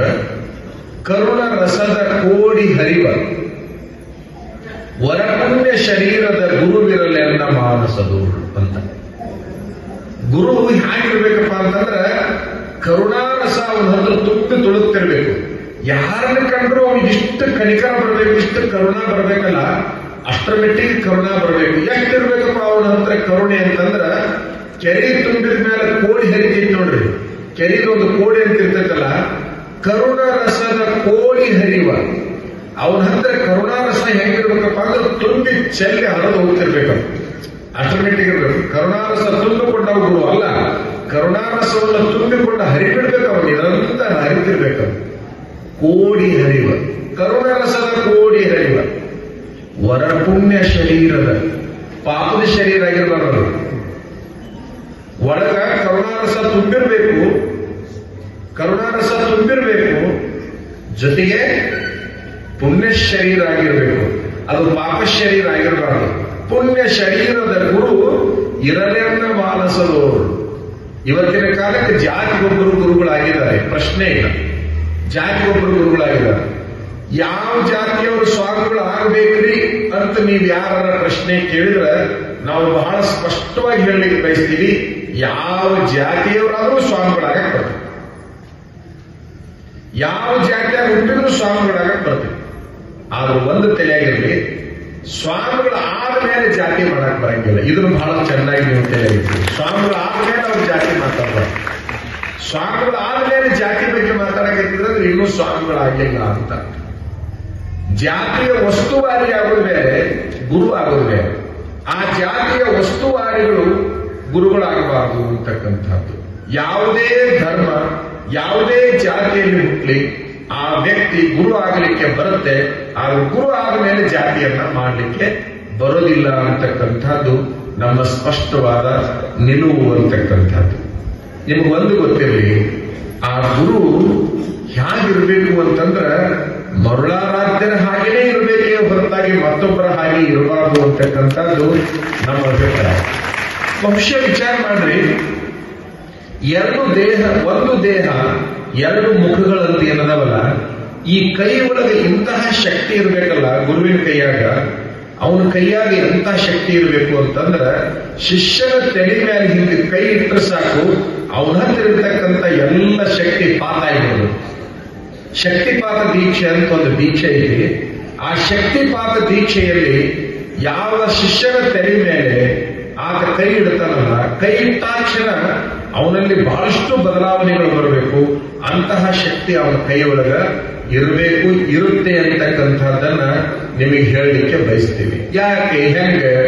ಜ್ಯೋತಿ ಮುಟ್ಟಿದ ಬತ್ತಿಯನ್ನ ಜ್ಯೋತಿ ಒಪ್ಪುದಯ್ಯ. ವಿಚಾರ ಮಾಡಿದ್ರೆ, ಒಂದು ಬತ್ತಿ ಜ್ಯೋತಿ ಹತ್ರ ಹಿಂಗ್ ಹೋತು ಅಂತಂದ್ರೆ ಇದು ಏನಾಗ್ತೈತಿ? ಬತ್ತಿ ಬತ್ತಿಯಾಗಿ ಉಳಿಯಂಗಿಲ್ಲ, ಅದು ಜ್ಯೋತಿಯಾಗಿ ಉಳಿತೈತಿ. ಜ್ಯೋತಿ ಮುಟ್ಟಿದ ಬತ್ತಿ ಜ್ಯೋತಿ ಒಪ್ಪುವುದಯ್ಯ. ಸಾಗರ ಮುಟ್ಟಿದ ನದಿಗಳು ಸಾಗರ ಒಪ್ಪುವಯ್ಯ. ವಿಚಾರ ಮಾಡಿ, ಸಮುದ್ರಕ್ಕೆ ಹೋಗುವಂತ ಸಾವಿರಾರು ನದಿಗಳು ನದಿಗಳಾಗಿ ಉಳಿಯೋಂಗಿಲ್ಲ, ಸಾಗರನೇ ಆಗಿ ಹೋಗ್ಬಿಡ್ತದೆ, ಸಾಗರನೇ ಆಗಿ ಹೋಗ್ಬಿಡ್ತದೆ. ಪ್ರಸಾದ ಮುಟ್ಟಿದ ಪದಾರ್ಥವೆಲ್ಲ ಪ್ರಸಾದ ಒಪ್ಪುವುದಯ್ಯ. ಯಾವುದೇ ಪದಾರ್ಥ ಪ್ರಸಾದ ಯಾವಾಗ ಆಗ್ತೈತಿ? ಅದು ಪ್ರಸಾದವನ್ನು ಮುಟ್ಟಿದಂತ ಸಂದರ್ಭದಲ್ಲಿ. ನಿಮ್ಮನ್ನು ಮುಟ್ಟಿದವರು ನಿಮ್ಮಂತರ್ಪರಲ್ಲದೆ ಬೇರೆ ಇಲ್ಲ ಅಂತಕ್ಕಂಥದ್ದು ಕಾಡಸಿದ್ದೇಶ್ವರದ ಒಂದು ವಚನ ಇದೆ. ವಿಚಾರ ಮಾಡಿ, ಯಾವುದೇ ಒಬ್ಬ ಅಯೋಗ್ಯನಾಗಿರ್ತಕ್ಕಂಥ ಕಾಡುದಲ್ಲೂ ಕೂಡ ಅದು ಸುಂದರವಾದ ಮೂರ್ತಿ ಆಗುವುದು ಯಾವಾಗಪ್ಪ ಅಂತಂದ್ರೆ ಗುರುವಿನ ಕೈಯಾಗಿ ಸಿಕ್ಕನೆ ಆಗತ್ತೆ ಹೊರತಾಗಿ ಇಲ್ಲ ಅಂದ್ರೆ ಸಾಧ್ಯನೇ ಇಲ್ಲ. ಗುರುವಿಲ್ಲದೆ ತಯಾರಾಗಿರ್ತಕ್ಕಂಥ ವ್ಯಕ್ತಿ ಇಡೀ ಪ್ರಪಂಚದೊಳಗೆ ಇಲ್ಲ ಅಂತ ಹೇಳಲಿಕ್ಕೆ ಬಹಳ ಸ್ಪಷ್ಟವಾಗಿ ನಿಮಗ ತಿಳ್ಕೊಳ್ಳೋಕೆ ಅಡ್ಡಿ ಇಲ್ಲ ಅಂತಕ್ಕಂಥದ್ದನ್ನ ನಿಮ್ಮ ಗಮನಕ್ಕೆ ನಾವು ತರಲಿಕ್ಕೆ ಬಯಸ್ತೀವಿ. ಗುರು ಅಂದ್ರೆ ಹೇಗಿರ್ತಾನ ಅಂತಂದ್ರೆ ಬಹಳ ಕರುಣಾಮಯಿ ಇರ್ತಾನ, ಆದ್ರೆ ಶಿಷ್ಯನ ಮನಸ್ಸು ಬಹಳ ಸ್ವಚ್ಛ ಇರಬೇಕು. ಯಾರ ಶಿಷ್ಯ ಆಗಬೇಕಂತ ಅಂತಿರ್ತಾರಲ್ಲ, ಅವ್ರ ಮನಸ್ಸು ಬಹಳ ಚಲೋ ಇದ್ರೆ ಮಾತ್ರ ಗುರು ಚಲೋ ಕಾಡ್ತಾನೆ ಹೊರತಾಗಿ ಅವ್ರದೇ ಮನಸ್ಸು ಚಲೋ ಇಲ್ಲ ಅಂತಂದ್ರೆ ಯಾವಾಗಲೂ ಗುರು ಎಡ ಆಗೇ ಕಾಣ್ತಿರ್ತಾನೆ. ಯಾಕಂದ್ರೆ ಅವನ ದೃಷ್ಟಿಕೋನ ಸರಿ ಇಲ್ಲ. ಶಿಷ್ಯನ ಮನಸ್ಸು, ಶಿಷ್ಯನ ದೃಷ್ಟಿ ಬಹಳ ಪವಿತ್ರವಾಗಿರ್ಬೇಕಾಗಿರುವಂತದ್ದು ಬಹಳ ಮುಖ್ಯ. ಈಗ ನೋಡಿ, ವಿಚಾರ ಮಾಡ್ರಿ, ಈ ಗುರುಗಳು ಸರಿ ಇಲ್ಲ, ಆ ಗುರುಗಳು ಸರಿ ಇಲ್ಲ, ಬಹಳ ಮಂದಿ ಹಿಂಗೆ ಮಾತಾಡ್ತಿರ್ತಾರೆ, ಬಹಳ ಮಂದಿ ಹಿಂಗೆ ಮಾತಾಡ್ತಿರ್ತಾರೆ. ನಿಮಗೊಂದು ಗೊತ್ತಿರ್ಲಿ, ಗುರು ಸರಿ ಇಲ್ಲ ಅಂತ ಹೇಳಬೇಕಾಗಿದ್ದು ಗುರುವಿಗೇನೆ ಸಾಧ್ಯನೇ ಹೊರತಾಗಿ ಅದು ಶಿಷ್ಯನಿಗೆ ಸಾಧ್ಯನೇ ಇಲ್ಲ ಅಂತಕ್ಕಂಥದ್ದನ್ನ ನಾವು ಹೇಳಲಿಕ್ಕೆ ಬಯಸ್ತೀವಿ ಅಂತಕ್ಕಂಥದ್ದು. ಈ ಉದಾಹರಣೆಗಾಗಿ ಇದು ಒಂದು ಉಂಗುರ ಇದೆ, ಇದು ಉಂಗುರ ಬಂಗಾರದ ಹೌದು ಅಲ್ಲ ಅಂತ ಹೇಳಿ ನಿಮ್ಮನ್ನು ಕೇಳಿದ್ರೆ ನೀವು ಏನಾಗಿ ಮಾಡ್ತೀರಿ ಅಂತಂದ್ರೆ ಹೌದು ಅಂತ ಹೇಳ್ಬಿಡ್ತೀರಿ. ಆದ್ರೆ ಇದನ್ನೇ ನಾನು ಹಿತ್ತಾಳಿಗೆ ಹಾಕೊಂಡು ಬಂದು ಕುಂತಿದ್ದೆ ಅಂತಂದ್ರೆ ನಿಮಗೂ ಕೂಡ ಗೊತ್ತಾಗೋದಿಲ್ಲ. ಇದು ಬಂಗಾರದ್ದು ಹಿತ್ತಾಳಿದು ಅಂತ ಗೊತ್ತಾಗಬೇಕಾದ್ರೆ ಇದು ಯಾರ ಕಡೆಗೆ ಹೋಗ್ಬೇಕು? ಯಾರ ಕಡೆಗೆ ಹೋಗ್ಬೇಕಮ್ಮ? ಪತ್ತಾರ ಕಡೆಗೆ ಹೋಗ್ಬೇಕಲ್ಲ. ಗೋಲ್ಡ್ ಸ್ಮಿತ್ ಮಾತ್ರ ಇದರ ವ್ಯಕ್ತಿತ್ವವನ್ನು ಅಳತೆ ಮಾಡಬಲ್ಲೇ ಹೊರತಾಗಿ ಮತ್ತೆ ಇದು ಎಷ್ಟು ಕ್ಯಾರೆಟ್ ಐತಂತೂ ಕೂಡ ಅವನ ಹೇಳಬಲ್ಲ ಹೊರತಾಗಿ ನಿಮಗದನ್ನ ಹೇಳಲಿಕ್ಕೆ ಆಗುದಿಲ್ಲ. ಬಣ್ಣ ನೋಡಿ ಅದನ್ನ ನಿರ್ಣಯ ಮಾಡೋದಕ್ಕೂ ಅದರ ಗುಣ ನೋಡಿ ನಿರ್ಣಯ ಮಾಡೋದಕ್ಕೂ ಹೆಂಗ ವ್ಯತ್ಯಾಸ ಐತಲ್ಲ, ಹಂಗ ಒಬ್ಬ ಗುರುಗಳನ್ನ ಇವನ ಹತ್ರ ಗುರುವಿನ ತತ್ವ ಐತೋ ಇಲ್ಲ ಅನ್ನೋದನ್ನ ಇನ್ನೊಬ್ಬ ಗುರುವಾಗಿರ್ತಕ್ಕಂಥ ಮಾತ್ರ ಅದನ್ನ ಅಳತೆ ಮಾಡಬಲ್ಲೇ ಹೊರತಾಗಿ ಎಲ್ಲರೂ ಕೂಡ ಅಳತೆ ಮಾಡ್ಲಿಕ್ಕೆ ಆಗೋದಿಲ್ಲ ಅಂತಕ್ಕಂಥದ್ದನ್ನ ನೀವೆಲ್ಲ ಅರ್ಥ ಮಾಡ್ಕೋಬೇಕು. ನಾವು ಊರೊಳಗೆ ಒಂದು ಕಾಡುಗಲ್ಲು ಅಂತಂದ್ರೆ ಇಡೀ ಊರಿಗೆ ಬೇಡಾದ ಕಾಡುಗಲ್ಲು. ನಾನು ಸಣ್ಣ ಹುಡುಗಿದ್ದಾಗ ವಿಚಿತ್ರ ಅಂತಂದ್ರ ಹ ಮತ್ತು ಳ ಅನ್ನುವಂತ ಎರಡು ಅಕ್ಷರಗಳನ್ನು 6 ತಿಂಗಳಾದ್ರೂ ಇದು ಹ ಇದು ಳ ಅನ್ನೋದು ಗೊತ್ತಾಗಿದೆ. ನನ್ನ ನೆನಪು ಎಷ್ಟು ಶಾಲೆ ಇರ್ಬೇಕು ನಾವು ವಿಚಾರ ಮಾಡಿ. ಹ ಳ ಅಂದ್ರೆ ಬಿಡ್ತಿದ್ದೆ, ಳ ಹ ಅಂದ್ರೆ ಬಿಡ್ತಿದ್ದೆ. ಈ ರೀತಿ ಇರತಕ್ಕಂತಹ ಒಬ್ಬ ವ್ಯಕ್ತಿ ನಾನು ಶಿವಯೋಗ ಮಂದಿರಕ್ಕೆ ಹೋದ 3 ವರ್ಷದಲ್ಲಿ ಪುರಾಣ ಹೇಳಲಿಕ್ಕೆ ನಾನು ಆಗಲೇ ಒಂದು ವೇದಿಕೆ ಏರ್ತೀನಿ ಅಂತಂದ್ರೆ ಆ ಗುರುವಿನ ತಾಕತ್ತು, ಆ ಗುರುವಿನ ಜಗದ ಮಹತ್ವ ಹೇಗಿರ್ತೈತಿ ಅನ್ನೋದನ್ನ ನಾವು ಅರ್ಥ ಮಾಡ್ತೇವೆ. ವಿಚಾರ ಮಾಡಿದೆವು. ಮೊದಲನೇದಾಗಿ ಶಿಷ್ಯ ಉದ್ಧಾರ ಆಗಬೇಕಾಗಿತ್ತಂದ್ರೆ ಅವನ ದೃಷ್ಟಿ ಪವಿತ್ರವಾಗಿರ್ಬೇಕು. ನಿಮ್ ತಲೆಯಾಗಿರ್ಬೇಕು, ಅವನ ದೃಷ್ಟಿ ಪವಿತ್ರವಾಗಿರ್ಬೇಕು. ಯಾವುದಾದ್ರೂ ಮಗು ಮಾಸ್ತರ್ ಚಾಡ ನಿಮ್ ಮನೆಗೆ ಬಂದು ಹೇಳಾಕತ್ತೈತಿ ಅಂತ ಇಟ್ಕೊಳ್ಳಿ. ಮಾಸ್ತರ್ ಚಾಡ ನಿಮ್ ಮನೆಗೆ ಬಂದು ಹೇಳಾಕತ್ತೈತಿ ಅಂತಂದ್ರ ನಿಮ್ಮ ಹುಡುಗನ ದೃಷ್ಟಿ ಕೆಟ್ಟೈತಿ ಅಂತ ನೀವು ಮೊದಲಿಗೆ ತಿಳಿಯಿರುವುದು. ನಿಮ್ಮ ಹುಡುಗನ ದೃಷ್ಟಿ ಕೆಟ್ಟೈತಿ ಅಂತ. ಮಾಸ್ತರ್ ಚಾಡ ಹೇಳಾಕ ಬಂದಂತ ಮಗುವಿಗೆ ನೀವು ಕಪಾಳ ಕೊಡಿದ್ರೆ ಮಾತ್ರ ಆ ಮಗುವನ್ನ ದೊಡ್ಡವನನ್ನಾಗಿ ಮಾಡಕ್ ಸಾಧ್ಯ ಇದೆ ಹೊರತಾಗಿ ಅವನ ಮಾತು ಕೇಳ್ಕೊಂಡು ಮಾಸ್ತರ್ ಜಗಳಕ್ಕೂ ಹೋದ್ರಿ ನೀವು ಅಂತಂದ್ರೆ ಮುಗಿತಾರೆ ನಿಮ್ಮ ಹುಡುಗನ ಅವನತಿ ಆಗ್ತದೆ. ಇಷ್ಟು ತಿಳಿಯಾಗಿರ್ಸಿ. ಮಾಸ್ತರ್ ಕೂಡ ನೀವು ಜಗಳಕ್ಕೆ ಹೋದ್ರೆ ನಿಮ್ಮ ಮಗನ ಮಾತು ಕೇಳಿ ಮಗಳ ಮಾತು ಕೇಳಿ ಅಂತಂದ್ರೆ ಅಲ್ಲಿ ನಿಮ್ಮ ಮಗುವಿನ ಬದುಕು ಪೂರ್ಣ ನಾಶ ಆಯಿತು ಅಂತ ಅರ್ಥ. ಯಾಕೆ? ಆ ಮಗು ಯಾವ ದೃಷ್ಟಿಕೋನದಲ್ಲಿ ಅವನ ಬಗ್ಗೆ ಕಂಪ್ಲೇಂಟ್ ಮಾಡಾಕತ್ತೈತಿ ಅನ್ನೋದು ಬಹಳ ಮುಖ್ಯವಾಗಿರುತ್ತೆ ಅಂತಕ್ಕಂಥದ್ದು. ನಾವು ಬಹಳ ಪರೀಕ್ಷೆ ಮಾಡಿ ನೋಡಿದೀವಿ. ಶಿಷ್ಯರ ದೃಷ್ಟಿಕೋನ ಹೆಂಗಿರ್ತದೆ ಅಂತಕ್ಕಂಥದ್ದನ್ನ ಬಹಳ ಪರೀಕ್ಷೆ ಮಾಡಿ ನೋಡಿ ಈ ಮಾತನ್ನ ನಿಮಗೆ ನಾವು ಹೇಳಲಿಕ್ಕೆ ಹತ್ತಿದೀವಿ. ಆ ಕಾರಣಕ್ಕಾಗಿ ಇನ್ನು ಮೇಲೆ ನೀವು ಏನ್ ಮಾಡಬೇಕಪ್ಪ ಅಂದ್ರೆ ಯಾವುದೇ ಗುರುಗಳ ಬಗ್ಗೆ, ಗುರು ಅನ್ನುವ ಸ್ಥಾನದಲ್ಲಿ ಇರುವಂತ ಶಿಕ್ಷಕನಾಗಿರ್ಬೋದು, ಒಬ್ಬ ಪೀಠಾಧಿಕಾರಿ ಇರ್ಬೋದು, ಒಬ್ಬ ಮಠಾಧಿಕಾರಿ ಇರ್ಬೋದು, ಆತನ ದುರ್ಗುಣಗಳನ್ನ ಎನಿಸೋದ್ರ ಬದಲಿ ಆತನಲ್ಲಿರುವ ಸಗುಣಗಳನ್ನ ಮಾತ್ರ ನಾವು ತಗೊಳ್ಳುವಂತ ಪ್ರಯತ್ನ ಮಾಡಬೇಕು. ಅಂಗಡಿಗೆ ಹೋದಾಗ ನಮಗೇನು ಬೇಕಾಗೈತೆ ಅದನ್ನು ತಗೋಬೇಕೇ ಹೊರತಾಗಿ ನಮಗೆ ಬೇಡಾದದ್ದು ಏನೇನೈತೆ ಅಂತ ನಾವು ಯಾರು ಅಂಗಡಿ ಒಳಗೆ ಹುಡುಕೋದಿಲ್ಲ. ಅಂಗಡಿ ಒಳಗೆ ಹುಡುಕ್ತಿವೆ ನಾವು. ನಮಗೆ ಬೇಡಾದದ್ದು ಈ ಅಂಗಡಿಯಾಗಿ ಯಾವುದು ಐತಿ ಅಂತ ನಾವು ಯಾರೂ ಹುಡುಕಲ್ಲ. ನಮಗೇನು ಬೇಕಾಗೈತೆ ಆ ವಸ್ತು ಎಲ್ಲೈತೆ ಅಂತ ಮಾತ್ರ ಹುಡುಕ್ತಿರ್ತೀವಲ್ಲ. ಹಂಗ ಗುರುವನ್ನ ಒಬ್ಬ ಅಂಗಡಿಯಾಗಿರ್ತಾನ, ಅಲ್ಲಿ ಬೇಡಾದ ವಸ್ತು ಹುಡುಕುವ ಬದಲಿ ನಮಗೆ ಬೇಕಾದ ವಸ್ತುವನ್ನೇ ಹುಡುಕಿ ಅದಿದ್ರೆ ಅದನ್ನು ತಗೊಂಡು ಬರುವಂತಹ ಪ್ರಯತ್ನ ಮಾಡಿದ್ರೆ ನಮ್ಮ ಬದುಕು ಅತ್ಯಂತ ಹಸನಾಗುತ್ತೆ ಅಂತಕ್ಕಂಥ ವಿಚಾರ ನಿಮಗೆಲ್ಲರಿಗೂ ಗೊತ್ತಿರಬೇಕು ಅಂತಕ್ಕಂಥದ್ದು. ಒಂದು ಏನು ಅಂತಂದ್ರೆ ಆ ಗುರು ಆಗಿರ್ತಕ್ಕಂಥವ ನಮಗ ಇಷ್ಟು ಚಲೋ ಗೊತ್ತೈತಿ. ಕೆಲವು ಸಾರಿ ಗುರು ಆಚಾರದಲ್ಲಿ ಹೀನನಾಗಿರ್ತಾನೆ, ಆದ್ರೂ ವಿಚಾರದಲ್ಲಿ ಹೀನಾಗಿರ್ಬೇಕು. ಇದೊಂದು ಸ್ವಲ್ಪ ಶ್ರದ್ಧೆ ನಿಮಗೆ ಮೊದಲಾಗಿರಲಿ. ಆಚಾರದಲ್ಲಿ ಹೀನಾಗಿರ್ತಾನೆ ಹೊರತಾಗಿ ವಿಚಾರದಲ್ಲಿ ಹೀನಾಗಿರುವುದಿಲ್ಲ. ಯಾವ ಗುರು ಯಾರಿಗೂ ಕೆಟ್ಟದ್ದನ್ನ ಕಲಿಸಲಿಕ್ಕೆ ಮನಸ್ಸು ಮಾಡೋದಿಲ್ಲ. ಎಲ್ಲರಿಗೆ ಚಲೋದನ್ನ ಕಲಿಸುವಂತಹ ಪ್ರಯತ್ನವನ್ನ ಆತ ಮಾಡ್ತಿರ್ತಾನ ಅಂತಕ್ಕಂಥದ್ದು. ಒಬ್ಬ ಶರಣಬಸಪ್ಪ ಅಂತಕ್ಕಂಥವ ಈ ಒಂದು ಮರುಳಾ ರಾಜ್ಯರ ಒಂದು ಆಶೀರ್ವಾದದಿಂದ ಅಷ್ಟರ ಮಟ್ಟಿಗೆ ಬದಲಾವಣೆ ಆಗ್ಬೇಕಾಯಿತು ಅಂತಂದ್ರೆ ನೀವೇನ್ ಮಾಡ್ಬೇಕಪ್ಪ ಅಂತಂದ್ರೆ ನಮ್ಮ ಮರುಳಾ ರಾಜ್ಯ ಗುರುಗಳು ಅತ್ಯಂತ ಸಮರ್ಥ ಗುರುಗಳದರ ಅನ್ನುವಂತಹದ್ದು ನಿರ್ಣಯ ಮಾಡಿಕೊಂಡು ಆತನ ಗದ್ದಿಗೆಯಲ್ಲಿ ಕುಂತ ಸ್ವಾಮಿಗಳು ಮತ್ತು ಆತನ ಗದ್ದಿಗೆ ಇವು ಎರಡರಲ್ಲಿ ಭೇದ ಇಲ್ಲ ಅಂತ ನೀವೇನಾದ್ರೂ ತಿಳ್ಕೊಂಡು ಬಿಟ್ರಿ ಅಂತಂದ್ರೆ ಬಹುಶಃ ಮೊದಲನೇದಾಗಿ ನಿಮ್ಮ ಬದುಕು ಹಸನಾಗುತ್ತೆ ಅಂತಕ್ಕಂಥದ್ದು ನಮ್ಮ ಅಭಿಪ್ರಾಯ. ನಾವು ನೋಡುವ ದೃಷ್ಟಿಕೋನ ಚಲೋ ಇರಲಿ ಅಂತ ನಾವು ಬಹಳ ಸ್ಪಷ್ಟವಾಗಿ ಹೇಳಕ್ ಬಯಸ್ತೀವಿ. ಯಾಕೆ ಅಂತಂದ್ರೆ ದುರ್ಯೋಧನ ಮತ್ತು ಧರ್ಮರಾಜನಿಗೆ ಗುರುಗಳು ಏನು ಹೇಳಿ ಕಳಿಸ್ತಾರಪ್ಪ ಅಂತಂದ್ರೆ ಧರ್ಮರಾಜನಿಗೆ ಕೆಟ್ಟದ್ದು ನೋಡ್ಕೊಂಡು ಬಾ ಅಂತ ಹೇಳಿ ಕಳಿಸ್ತಾರೆ. ದುರ್ಯೋಧನನಿಗೆ ಚಲೋದು ನೋಡ್ಕೊಂಡು ಬಾ ಅಂತ ಹೇಳಿ ಕಳಿಸಿದಾಗ ಇಬ್ರು ಖಾಲಿ ಬಂದ್ರು ಅಂತ ಒಂದು ಕತೆ ಹೇಳ್ತೀವಿ ನಾವು. ಇಬ್ರು ಖಾಲಿ ಬಂದ್ರು ಅಂತ. ಯಾಕೆ ಖಾಲಿ ಬಂದ್ರು ಅವರು?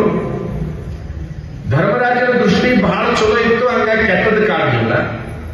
ದುರ್ಯೋಧನ ದೃಷ್ಟಿ ಬಹಳ ಕೆಟ್ಟದಿತ್ತು, ಯಾವುದೂ ಅವನಿಗೆ ಚಲೋ ಕಾಣಲಿಲ್ಲ ಅಂತಕ್ಕಂಥದ್ದು. ನಿಮ್ಮ ಅತ್ತಿ ಸೊಸೆಯೊಳಗೂ ಕೂಡ ಅಷ್ಟೇ.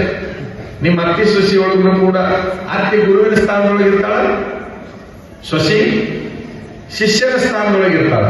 ಬಹಳ ವ್ಯತ್ಯಾಸ ಇರುತ್ತಲ್ಲ. ಈಗ ಎಲ್ಲದನ್ನು ಕಲಿಸ್ಬೇಕಂತಿರ್ತಾಳೆ. ಯಾರು ಅತ್ತಿ ಆದಾಗ ಸೊಸಿ ಎಲ್ಲದನ್ನು ಕಲಿಸ್ಬೇಕಂತಿರ್ತಾಳ, ಆದ್ರೆ ಸೊಸೆ ಅದನ್ನು ರಿಜೆಕ್ಟ್ ಮಾಡ್ತಿರ್ತಾಳ.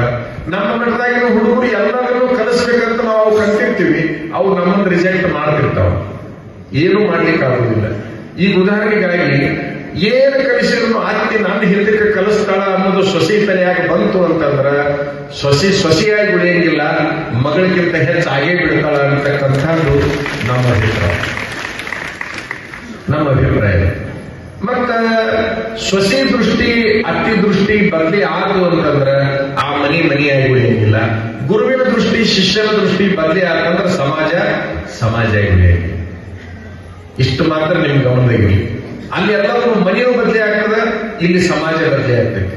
ಅದಕ್ಕಾಗಿ ಪರಸ್ಪರ ಒಬ್ಬರನ್ನೊಬ್ಬರು ಪ್ರೀತಿ ಮಾಡುವಂತಹ ಒಂದು ಗುಣಕ್ಕೆ ನೀವು ಬಂದಿರಿ ಅಂತಂದ್ರೆ ಬಹಳ ಚಲೋ ಆಗುತ್ತೆ ಅಂತಕ್ಕಂಥದ್ದು. ಈ ಉದಾಹರಣೆಗೆ ಅತ್ತಿ ದೃಷ್ಟಿ ಹೆಂಗಿರ್ತೈತಿ ಅಂತ ಹೇಳ್ತೀವಿ. ನೀವು ಅತ್ತಿ ದೃಷ್ಟಿ ಹೆಂಗಿರ್ತದೆ? ಒಂದು ಗಂಡು ಹುಟ್ಟೈತಿ, ಒಂದು ಹೆಣ್ಣು ಹುಟ್ಟೈತಿ ಅಂತ ಹೇಳ್ಬೋದು. ಒಂದು ಗಂಡು ಒಂದು ಹೆಣ್ಣು ಹುಟ್ಟೈತಿ. ಹೆಣ್ಣು ಇಟ್ಕೋಬೇಕು, ಗಂಡು ಇಟ್ಕೋಬೇಕು ಮನ್ಯಾಗ? ಏನ್ ಮಾಡ್ತೀನಿ ಹೇಳ್ರಿ ಒಬ್ಬರು ಯಾರು? ಯಾವ್ದನ್ನ ಕೊಡ್ಬೇಕು? ಒಂದು ಹೆಣ್ಣು ಐತಿ, ಒಂದು ಗಂಡು ಐತಿ ಮನೆಯೊಳಗ. ಯಾವ್ದನ್ನ ಕೊಡ್ಬೇಕು ಹೊರಗೆ? ಹೆಣ್ಣು ಕೊಡ್ಬೇಕು. ಹೌದಾ? ಈಗ ಹೋದಾಗ ಯಾರು? ಮಗಳು. ಬಂದಾಗ ಯಾರು? ಗೊತ್ತಲ್ಲ? ಒಂದು ಹೋತು, ಒಂದು ಬಂತು. ಸ್ವಲ್ಪ ಇದು ಸೂಕ್ಷ್ಮ ಕೇಳಿ. ಒಂದು ಹೋತು, ಒಂದು ಬಂತು. ಹೋದಿದ್ದು ಮಗಳು, ಬಂದಿದ್ದು ಸೊಸೆ.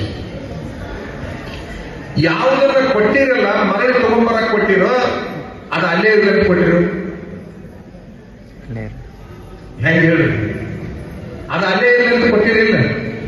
ಆಯ್ತು, ಇರಲಿ. ಇದು ಬಂದಿದ್ದು ಇಲ್ಲೇ ಇರಲಿ ಅಂತ ತಗೊಂಡಿರೋ, ಇದು ಮರಳಿ ಹೋಗ್ಲಿ ಅಂತ ತಗೊಂಡಿರೋ? ಇದು ಇಲ್ಲೇ ಇರ್ಲಿ ಅಂತ ತಗೊಂಡಿರಿ, ಅದು ಅಲ್ಲೇ ಇರ್ಲಿ, ಇದು ಇಲ್ಲೇ ಇರ್ಲಿ ಅಂತ ನಾವು ತಗೊಂಡಿರಿ. ಇಷ್ಟು ಮಾತ್ರ ಸುಳ್ಳ ಕರೆಯೋ? ಆಯ್ತು, ಸೂಕ್ಷ್ಮವಾಗಿ ಒಂದು ಮಾತು ಹೇಳ್ತೀನಿ ನಿಮ್ಗೆ. ಯಾವಳು ಇದ ನನ್ನ ಮನಿ ಅಂತ ಬಂದಾಳಲ್ಲ, ನೀ ಹೆಚ್ಚು ಕಾಳಜಿ ಮಾಡಬೇಕಾಗಿದ್ದ ಆತ್ಯಾದ ಈಕಿನ್ನ ಹೋದಾಕಿನ್ನ ಹೇಳಿದ್ರೆ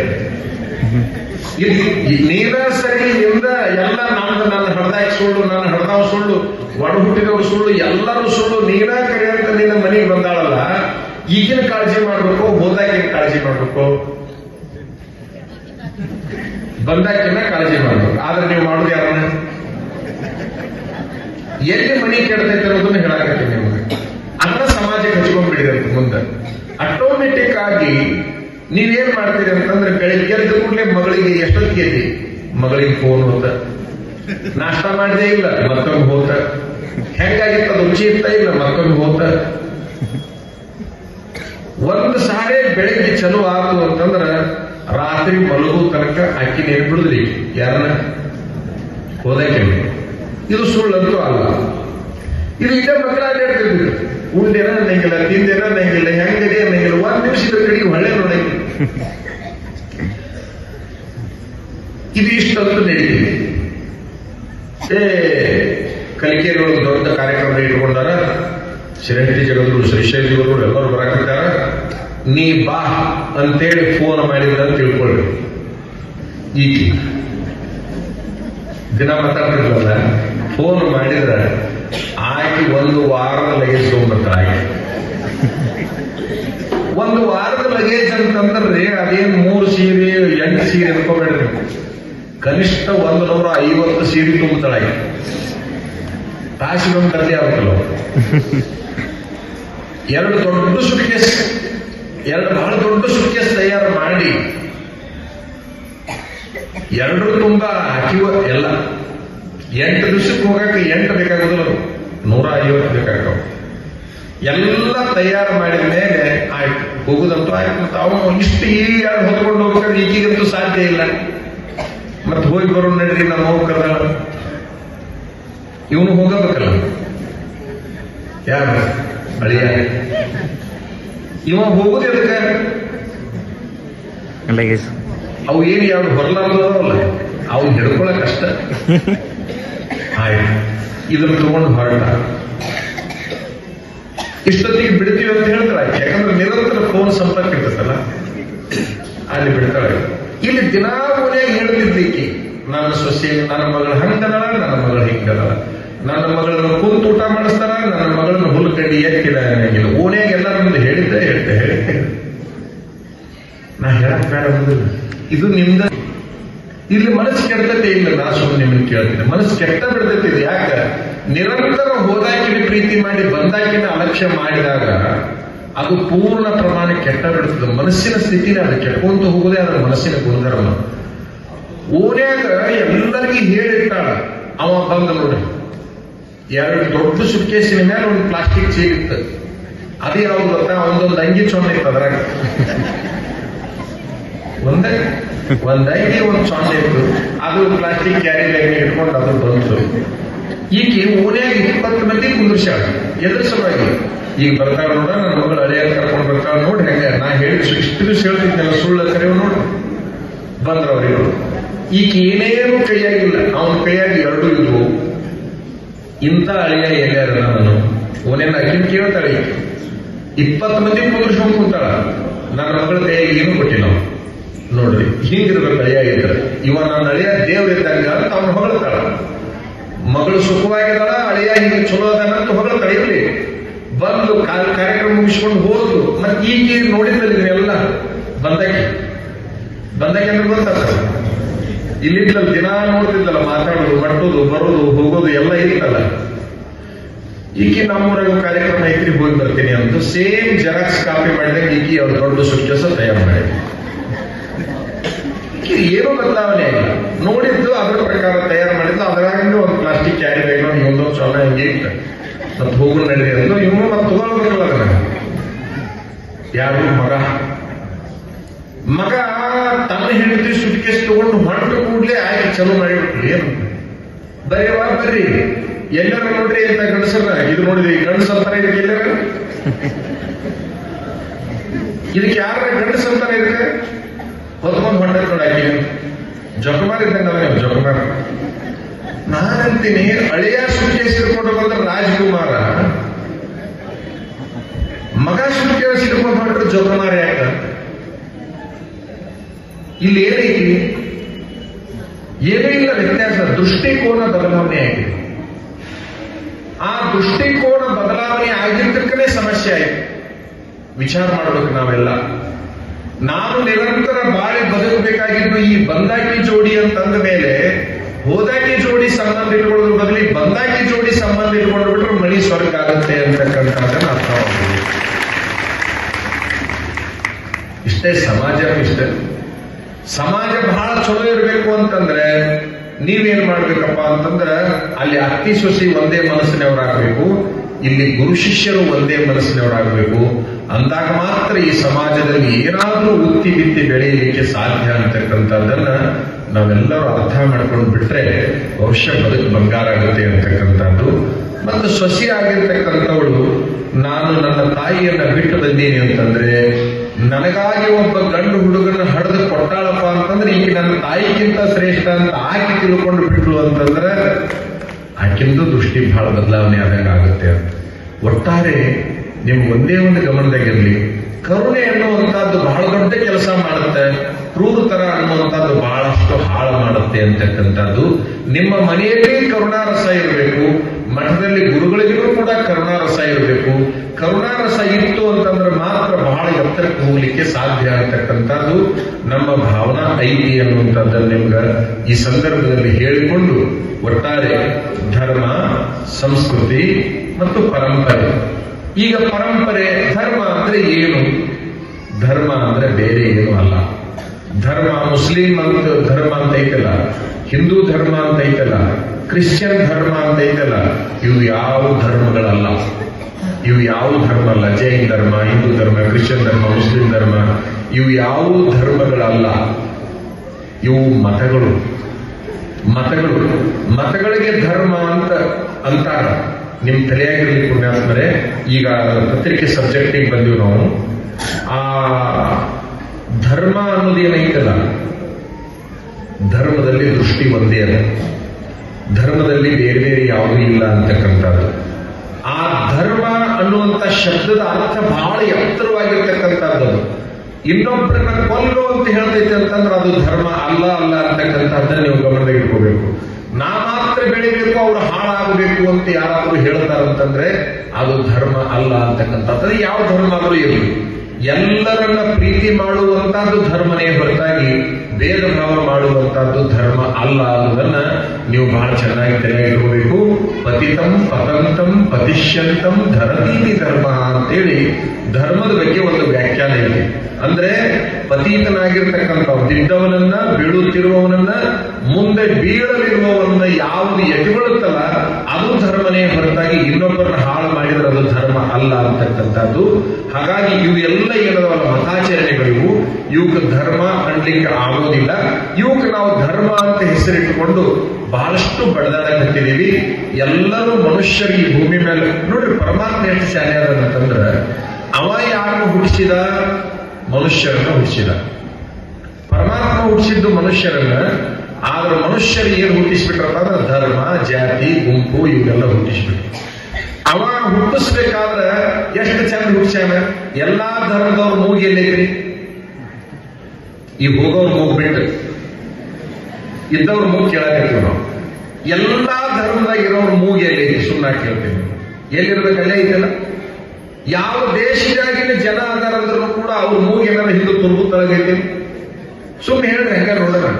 ಮೂಗ್ ಎಲ್ಲಿರ್ಬೇಕು ಅಲ್ಲೇ ಐತಿ, ಕಿವಿ ಎಲ್ಲಿರ್ಬೇಕು ಅಲ್ಲೇ ಅದಾವ. ವಿಚಿತ್ರ ಸತ್ಯ ಅಂತಂದ್ರ ನಮ್ಮ ದೇಹದೊಳಗಿನ ರಕ್ತಕ್ಕೆ ಗ್ರೂಪ್ ಮಾಡಿದ್ದೇ ಹೊರತಾಗವ ಅಲ್ಲಿ ಜಾತಿ ಮಾಡಲಿಲ್ಲ. A group, B group, O group, B positive, A positive, ಎಷ್ಟು ಚಂದ. ಕೆಲವು ಗ್ರೂಪ್ಗಳನ್ನ ಮಾಡಿಟ್ಟಾನ, ರಕ್ತದೊಳಗೆ ಕೆಲವು ಮಾಡಿಟ್ಟಾನ.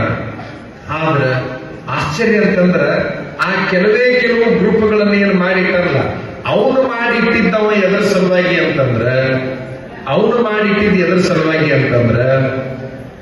ಮನುಷ್ಯ ಚಲೋ ಹುಟ್ಲಿ ಅನ್ನೋ ಸಲುವಾಗಿ ಮಾಡಿಟ್ಟಾನ. ಆ ಗ್ರೂಪ್ ಒಂದಾಯ್ತಂದ್ರೆ ಚಲೋ ಹುಟ್ಟುದಿಲ್ಲ ಅಂತ ತಿಳ್ಕೊಂಡು ಅದನ್ನ ಬೇರೆ ಮಾಡ್ಯಾನ ಹೊರತಾಗಿ ಮತ್ತೊಂದಕ್ಕೆ ಮಾಡಿಲ್ಲ. ಅವ ಬಹಳ ಬುದ್ಧಿವಂತ. ನಾವು ಅದನ್ನ ಪರಿಪೂರ್ಣ ಕೆಡ್ಸಾಕತ್ತೀವಿ ಹೆಸರಿನಲ್ಲಿ, ನಮ್ಮ ಅಜ್ಞಾನದಿಂದ ಪೂರ್ಣ ಪ್ರಮಾಣ ಕೆಡ್ಸಾಕತ್ತಿದೀವಿ. ಆದ್ರೆ ಕೆಲವು ಪರಂಪರೆ ಎನ್ನುವಂತದ್ದು ಒಂದು ಶಬ್ದ ಇಟ್ಟಿದ್ದಾರೆ. ಆ ಪರಂಪರೆಯಲ್ಲಿ ಹೀಗೇ ವ್ರತಾಚರಣೆಗಳು ಅಂತದಾವ. ಆ ಪರಂಪರೆಯಲ್ಲಿ ನಾವು ಹೋಗೋದನ್ನ ಮಾತ್ರ ನಿಲ್ಲಿಸಬಾರದು.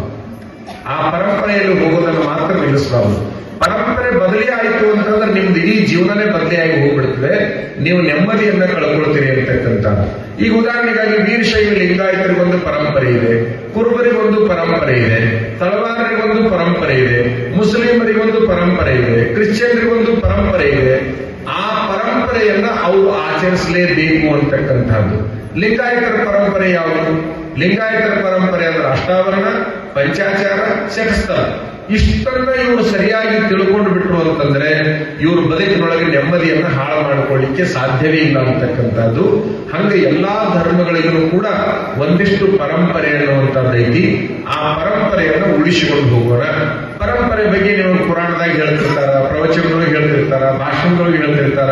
ಇವೆಲ್ಲ ನಮ್ಮ ಸಲುವಾಗಿ ಅದಾವ ಅನ್ನೋದನ್ನ ನೀವು ತಿಳ್ಕೋಬೇಕು. ಮತ್ತೆ ನೀವು ಲಿಂಗಾಯತರು ಏನು ಮಾಡಕತ್ತೀರಿ ಅಂತಂದ್ರೆ ಹೆಚ್ಚಾಗಿ ಈ ಮಠದಾಗ ಲಿಂಗಾಯತರೇ ಇರ್ತೀರಿ. ನೀವೇನ್ ಮಾಡಕತ್ತೀರಿ ಅಂದ್ರೆ ನಿಮ್ಮ ಪರಂಪರೆಯನ್ನ ಬಿಟ್ಟು ಹೊಂಟೀವಿ. ನಿಮ್ಮ ಪರಂಪರೆ ಈಗ ನಿಮ್ಮ ಮನೆಯೊಳಗ ದೇವ್ರು ಇಟ್ಟಿರ್ತಿಲ್ಲ, ಆ ಜಗಕ್ಕೆ ಏನಂತೀರಿ ನೀವು? ಒಬ್ರು ಯಾರ ಕೇಳೋದು ಹೇಳ, ಜಗುಲಿ ಅಲ್ಲ, ನೀವೆಲ್ಲರೂ ಹೇಳಕತ್ತೀರ, ಅದನ್ನ ನಾವು ಹೇಳ್ತಾ ಇಲ್ಲ. ಜಗೂಲಿ ಅಂತ ಹೇಳಕತ್ತೀವಿ. ಏನದು ಜಗುಲಿ ಅಂತಂದ್ರ ಲಿಂಗಾಯತರ ಪಾಲಿಗೆ ಜಗುಲಿ ಏನು ತುಂಬಿಕೊಂಡಿರ್ಬೇಕಪ್ಪ ಅಂತಂದ್ರ ಮೊದಲನೇದು ಜ ಅಂದ್ರೆ ಜಂಗಮ, ಗು ಅಂದ್ರೆ ಗುರು, ಲಿ ಅಂತಂದ್ರೆ ಲಿಂಗ. ಜಂಗಮ, ಗುರು, ಲಿಂಗದ ಸಂಗಮ ಯಾವ್ದಾಗಿರ್ಬೇಕಂದ್ರೆ ನಿಮ್ಮ ಜಗುಲಿ ಆಗಿರ್ಬೇಕೆ ಹೊರತಾಗಿ ಒಂದು ಹಿಂಡು ದೇವರು ತಂದಿಟ್ಟು ಇದ ನಮ್ಮ ದೇವ್ರ ಜಗುಲಿ ಅನ್ನುವಂತ ಆಗಿರ್ಬಾರ್ದು. ಅದಕ್ಕೆ ಜಗುಲಿ ಅಂತ ನೀವು ಹೆಸರಿದ್ದೀರಿ. ಮೂರನ್ನ ಮಾತ್ರ ಅಲ್ಲಿ ನೀವು ಲಿಂಗಾಯತರಾಗಿರ್ತಕ್ಕಂಥವ್ರು, ವೀರಶೈವರಾಗಿರ್ತಕ್ಕಂಥವ್ರು ಅದನ್ನ ಮುಂದುವರಿಸಿಕೊಂಡು ಹೋಗ್ಬೇಕಾಗಿರುವಂತದ್ದು. ಎಷ್ಟು ತರ್ತೀರಿ ನೀವು? ಲಿಂಗಾಯತರ ದೇವರ ಜಗಲಿ ಮೇಲಿರುವಷ್ಟು ದೇವರು ಯಾವ ಜಾತಿಯವರು ಮನಾಗೂ ಇರಕ್ಕೆ ಸಾಧ್ಯನೇ ಇಲ್ಲ. ನೀವು ಎಲ್ಲಿ ಹೋಗಿರ ಅಲ್ಲಿದೊಂದು ತಂದು ಇಟ್ಟ ಬಿಟ್ರೆ, ಎಷ್ಟು ತುಂಬಿರಿ ಅಂತಂದ್ರೆ ದೇವರೊಬ್ಬನೇ ಬರ. ಸ್ವಲ್ಪ ನನ್ನ ಮಾತುಗಳು ಬಿರುಸು ಅನಿಸ್ಬೋದು, ನಿಮಗೆ ಅನಿಸಿದ್ರು ಪರವಾಗಿಲ್ಲ, ಅದರ ಅವಶ್ಯಕತೆ ನಾವು ನೀವು ಬೀಗರಾಗಬೇಕಾಗಿಲ್ಲ, ಏನಾಗಿಲ್ಲ. ಬಂಟಿ ನಾವು ಮಾತಾಡಿದ ಕೂಡಲೇ ವಿಚಿತ್ರ ಅಂತಂದ್ರ ನಿಮ್ಮ ದೇವರ ಜಗಲಿ ಮೇಲೆ ಸಾಯಿಬಾಬಾ ಇದ್ದಿಲ್ಲ. 30 ವರ್ಷದಿಂದ ಯಾವ ಲಿಂಗಾಯತರ ದೇವರ ಜಗಲಿ ಮೇಲೆ ಸಾಯಿಬಾಬಾ ಇದ್ದಿಲ್ಲ. ಇವತ್ತು ಎಲ್ಲಾ ಲಿಂಗಾಯತರ ಪರ್ಸೆಂಟೇಜ್ ಲಿಂಗಾಯತರ ಜಗಲಿ ಮೇಲೆ ಸಾಯಿಬಾಬಾ. ನಿಮ್ಮ ದೇವರ ಜಗಲಿ ಮೇಲೆ ಮಣಿಕಂಠ ಇದ್ದಿಲ್ಲ, ಅಯ್ಯಪ್ಪ, ಸ್ವಾಮಿ ಅಯ್ಯಪ್ಪ ಇದ್ದಿಲ್ಲ. ಇವತ್ತು ಸ್ವಾಮಿ ಅಯ್ಯಪ್ಪ ನಿಮ್ ಜಗಲಿ ಮೇಲೆ. ಹೀಗೆ ಎಷ್ಟು ಹೇಳ್ಬೇಕು ನಿಮಗೆ. ಉದಾಹರಣೆಗಾಗಿ ಎರಡನ್ನ ಹೇಳಿದ್ವಿ ಅಷ್ಟೇ. ನಾವು ಯಾವ ಕಡೆ ಹೋಗ್ತೀವಿ, ತಿಮ್ಮಪ್ಪ ಹೋದ್ರೆ ತಂದು ಇಟ್ಟ ಬಿಡ್ರಿ, ಶಿರ್ಡಿಗೆ ಹೋದ್ರೆ ತಂದ ಬಿಡ್ರಿ, ಅದು ಯಾವ್ದು ಎಲ್ಲೆಲ್ಲಿ ಹೋಗ್ತೀರಿ ಅಲ್ಲೆಲ್ಲಿ ಎಲ್ಲಾ ತಗೊಂಡು ಬಂದ ಬಿಡ್ತೀರಿ. ಹಂಗಾಗಿ ನಿಮ್ಮ ಹುಡುಗರು ಏನ್ ಮಾಡಕತ್ತೇವಪ್ಪ ಅಂದ್ರ ಈ ಪರಂಪರೆ ವ್ಯವಹಾರ ಬೇಡಪ್ಪ ಅಂತ ತಿಳ್ಕೊಂಡು ಆ ದೇವ್ರ ಜಗಲಿ ಪೂಜೆ ಮಾಡುವಂದ್ರೆ ಅದೊಂದು ಬಿಟ್ಟು ಎಲ್ಲ ಹೇಳ್ರಿ ಮಾಡ್ತೀನಿ ಅಂತವ್ರು. ಯಾವ ನಿಮ್ಮ ಮನೆಗೆ ಬಿಟ್ಟೇವಲ್ಲ, ನೀವು ಪೂಜೆ ಮಾಡುವಂದ್ರೆ ಸಾಕು, ಮುಳ್ಳು ಹಾಕೈತೆ ನೋಡಿ, ಅಲ್ಲೇ ನೀ ಬೇಕಾದ ಹೇಳು, ಕಸ ಹೊಡಿಯಾಗಿ ಹೇಳು ಹೊಡಿತೀನಿ, ನೀರು ತಗೊಂಬ ಅಂತ ಹೇಳಿ ಹೊಡಿತೀನಿ, ಬಟ್ಟೆ ತೊಳೆಯೋದ್ರೆ ತೊಳಿತೀನಿ, ನೆಲ ಒರೆಸಂದ್ರೆ ಒರೆಸ್ತೇನೆ, ನೀ ಏನ್ ಹೇಳ್ತೀವಿ ಅದನ್ನ ಮಾಡ್ತೀನಿ, ಬಾತ್ರೂಮ್ ಪೈಖಾನೆ ತೊಳೆಯೋದ್ರೆ ತೊಳಿತೀನಿ, ಪೂಜೆ ಮಾಡಕ್ ಅಂತ. ಈ ಹೆಣ್ಮಕ್ಳು ನಗ ಕಟ್ಟ್ಯಾರ ಅಂತಂದ್ರೆ ಕರೆ ಇದೆ ಜನ. ಯಾಕಂದ್ರೆ ಅವ್ರು ಅನುಭವಿಸ್ಯಾರ. ನೀವೊಂದು ಜಳಕ ಮಾಡಿ ಹೋದ್ರಿ ನೀವು ಗಂಡ್ಮಕ್ಳು, ನಿಮ್ಗೆ ಅದ್ರ ಹಣೆ ಬರ ಗೊತ್ತಿಲ್ಲ. ಇವು ಏನೊಂದು 50-60 ತುಂಬ್ಯಾವಲ್ಲ ಮನಿ ಜಗಲಿ ಮೇಲೆ, ಇವು ಕೂಡ ಓಸನ್ನು ಮಾರಿ ತೊಳೆದು ಇಡೋದ್ರೊಳಗೆ ಅದ್ರದ ತೀರ ಎಳೆದಿರ್ತಾವ. ಆಮೇಲೆ ದೇವ್ರ ಜಗಲಿ ಮೇಲೆ ಸಾಲ ಆದಂಗ ಆತಂದ್ರೆ ಮತ್ತೆ ಅಲ್ಲಿ ಗಾಡಿಗೆ ಬಡ್ದಿರ್ತೀವಿ, ಎಲ್ಲ ಸಿಕ್ಕಾಪಟ್ಟಿ ಗಾಡಿ ತುಂಬ ಬಡ್ದಿರ್ತಿ. ಅವು ಸಾಲದಂಗ ಆದ್ಮೇಲೆ ಹೊರಗೆ ಫೋಟೋ ಹಾಕಿರ್ತೀವಿ, ಸಾಲಕ್ಕೆ ಅವ್ರು ನಿಲ್ಕುದಂದು ಕುರ್ಚಿ ಹಾಕೊಂಡು ಒರೆಸ್ಕೊಂತ ಕುಂದ್ರಬೇಕು ಅವ್ರು. ಹೇಳಿದ್ರಂತ ತಾಯಿ ಅದಕ್ಕೆ ಹೇಳಿದ್ರು. ಏನ್ ಹೇಳಿದ್ರು? ಏತಮ್ಮ ಅಮಾವಾಸ್ಯೆ ಐತಪ್ಪ, ದೌಡ್ ಜಳಕ ಮಾಡು. ಅವ ಏನು ಹುಡುಗರ ಹುಡುಗನ ಹತ್ರ ಬೇಗ ನೀನು ನೀತಿ ಬಂದ ಹಂಗ ಮಲ್ಕೊಂಡಿನಿ, ಹೊಟ್ಟೆ ಸತಿ ಊಟ ಕೂಡ ಅಂತ ಅವಾಗ ಊಟ ಕೂಡ ಅಂತ ಅದು ಹುಡುಗಿ. ಈಗ ಏನ್ ಹೇಳ್ತಾನ, ಅಮಾವಾಸ್ಯೆ ಐತಪ್ಪ ಹಂಗೆಲ್ಲ ಹೋಗ್ಬಾರ್ದು, ಪೂಜೆ ಮಾಡಿ ಊಟ ಮಾಡುದು. ಇವಾಗ ನಾ ಪೂಜೆ ಮಾಡಲ್ಲ, ನೀ ಊಟ ಕೊಡ್ತೀಯ ಇಲ್ಲ, ನಾ ಕೊಡಲ್ಲ ಅಲ್ಲ. ನೀ ಜಳಕ ಮಾಡಿ ಪೂಜೆ ಮಾಡಿ ನೈವೇದ್ಯ ಕೊಡ್ತೀನಿ, ಅದ ತಾಟ್ ತಗೊಂಡು ಕುಂದ್ರಿ ಅಂತ ನೀ ಮಾಡಬೇಕು ಅಂತ ಅಂದು. 2 ಕಿಲೋಮೀಟರ್ 3 ಕಿಲೋಮೀಟರ್ ದೂರದಾಗ ಅವ್ರ ಅಕ್ಕನ ಕೊಟ್ಟಿತ್ತು. ಬೇಡ ಬೇಡ ಈಗಿನ ಸವಾಸನ ಬೇಡ, ಈಗೆಂದು ಪೂಜೆ ಮಾಡಬೇಕು ಊಟ ಕೊಡೋಲ್ಲ ಅಂತ ಅವ್ನು ಸೀದಾ ಅಲ್ಲಿ ಹೋದ. ಯಾಕೆ ಒಂದು 5-10 ನಿಮಿಷನಾಗ ಹೋಗ್ತೀವಿ ಅಂತೇಳಿ ತಿಳ್ಕೊಂಡು ಸೀದಾ ಹೋದವನ. ಯಾಕ ಹೊಟ್ಟೆ ಬೇಡ ಕಾಳಜಿ ಮಾಡ್ತಾವ ಅಂತ ತಿಳ್ಕೊಂಡಿದ್ದಾವ. ನಿಮ್ಮ ಮಾವ ಈಗ ಬೆಳಗಿನ ಬಸ್ಸಿಗೆ ಊರಿಗೆ ಹೋದಪ್ಪ, ಅಮಾವಾಸ್ಯೆ ಪೂಜೆ ಮಾಡಿಲ್ಲ, 1-2 ತಂಗಿ ಜಳಕ ಮಾಡಿ ಸೇಮ್ ಅವ್ರ ಓಡ್ ಡೈಲಾಗ್. ಯಾಕಂದ್ರೆ ಅವ್ರ ಓನ್ ನೋಡ್ರಿ, ಒಂದೇಟ್ ಜಳಕ ಮಾಡಿ ಪೂಜೆ ಮಾಡಿರ್ತಮ್ಮ, ನಾ ಅಷ್ಟರೊಳಗೆ ಅಡಿಗೆ ಮಾಡ್ತೀನಿ. ಅವ ಮುಂದೆ ಏನೂ ಮಾತಾಡಿಲ್ಲ, ಸೀದಾ ಏನ್ ಮಾಡಿದ ಗೊತ್ತಾ, ನಾನು ಅದಕ್ಕೆ ಬಂದಿಲ್ವೇ, ಅವ್ವ ಹಾರ್ಟ್ ಅಟ್ಯಾಕ್ ಆಗಿ ಸತ್ತಾಳ, ನಿಮ್ಗೆ ಹೇಳಕ್ ಬಂದೀನಿ ಅಂದ. ತಾಯಿ ಹಾರ್ಟ್ ಅಟ್ಯಾಕ್ ಆಗಿ ಸತ್ತಾಳ, ನಿನಗೆ ಸುದ್ದಿ ಕೊಡಾಕ್ ಬಂದಿನ ಅಂತಂದು ಕೂಡಲೇ ನಿನಗೆ ಹೇಳ್ತೀನಿ. ಅದು ಯಾಕೆ ಏನಂತ ವಿಚಾರ ಮಾಡಿ ನಾವು ನಮ್ಮ ತಮ್ಮ ಸುಮ್ಮನೆ ಹೇಗೆ ಹೇಳ್ತಾನೆ, ಅವರು ಒಂದು ಸಲುವಾಗಿದ್ದ ಸಿಕ್ಕಾಪಟ್ಟೆ ಹೊಯ್ಕೋ ಬಿಡ್ಕೋ ಚಲೋ ಮಾಡಿ, ಹೊಯ್ಕೋ ಬಿಡ್ಕೋ ಚಲೋ ಮಾಡಿತು, ಹೊಯ್ಕೊಳ್ಳಬೇಕು ನಮ್ಮಗಳು ಓನ್ಯಾಗ ಮಂದೆಲ್ಲ ಸೇರಿತ್ತು. ಅಯ್ಯೋ ಪಾಪ, ಈಗ ಯಾರ್ಯಾರು ಹಾರ್ಟ್ ಅಟ್ಯಾಕ್ ಈಗ ಬೆನ್ನವ್ರು ಯಾರು, ಅಣ್ಣನವ್ರು ಯಾರು, ಮುಂದೆ ಆ ಕಡೆ ಸುದ್ದಿ ಮಾಡಿ ಈ ಕಡೆ ಸುದ್ದಿ ಮಾಡಿ ಫೋನ್ ಮಾಡಿ ಎಲ್ಲ ಕಡೆ ತಯಾರಿ. ಅವ ಗಮಕನ ಹಾಕಿ ಹೊಯ್ಕೊಳ್ಳ ಕಚ್ಚಿ ಮನೆಗೆ ಏನಿರ್ತದ ಉಂಡವನ ಸೀನಿ ಇಲ್ಲಿಗೆ ಬಂದ. ಎಲ್ಲಿ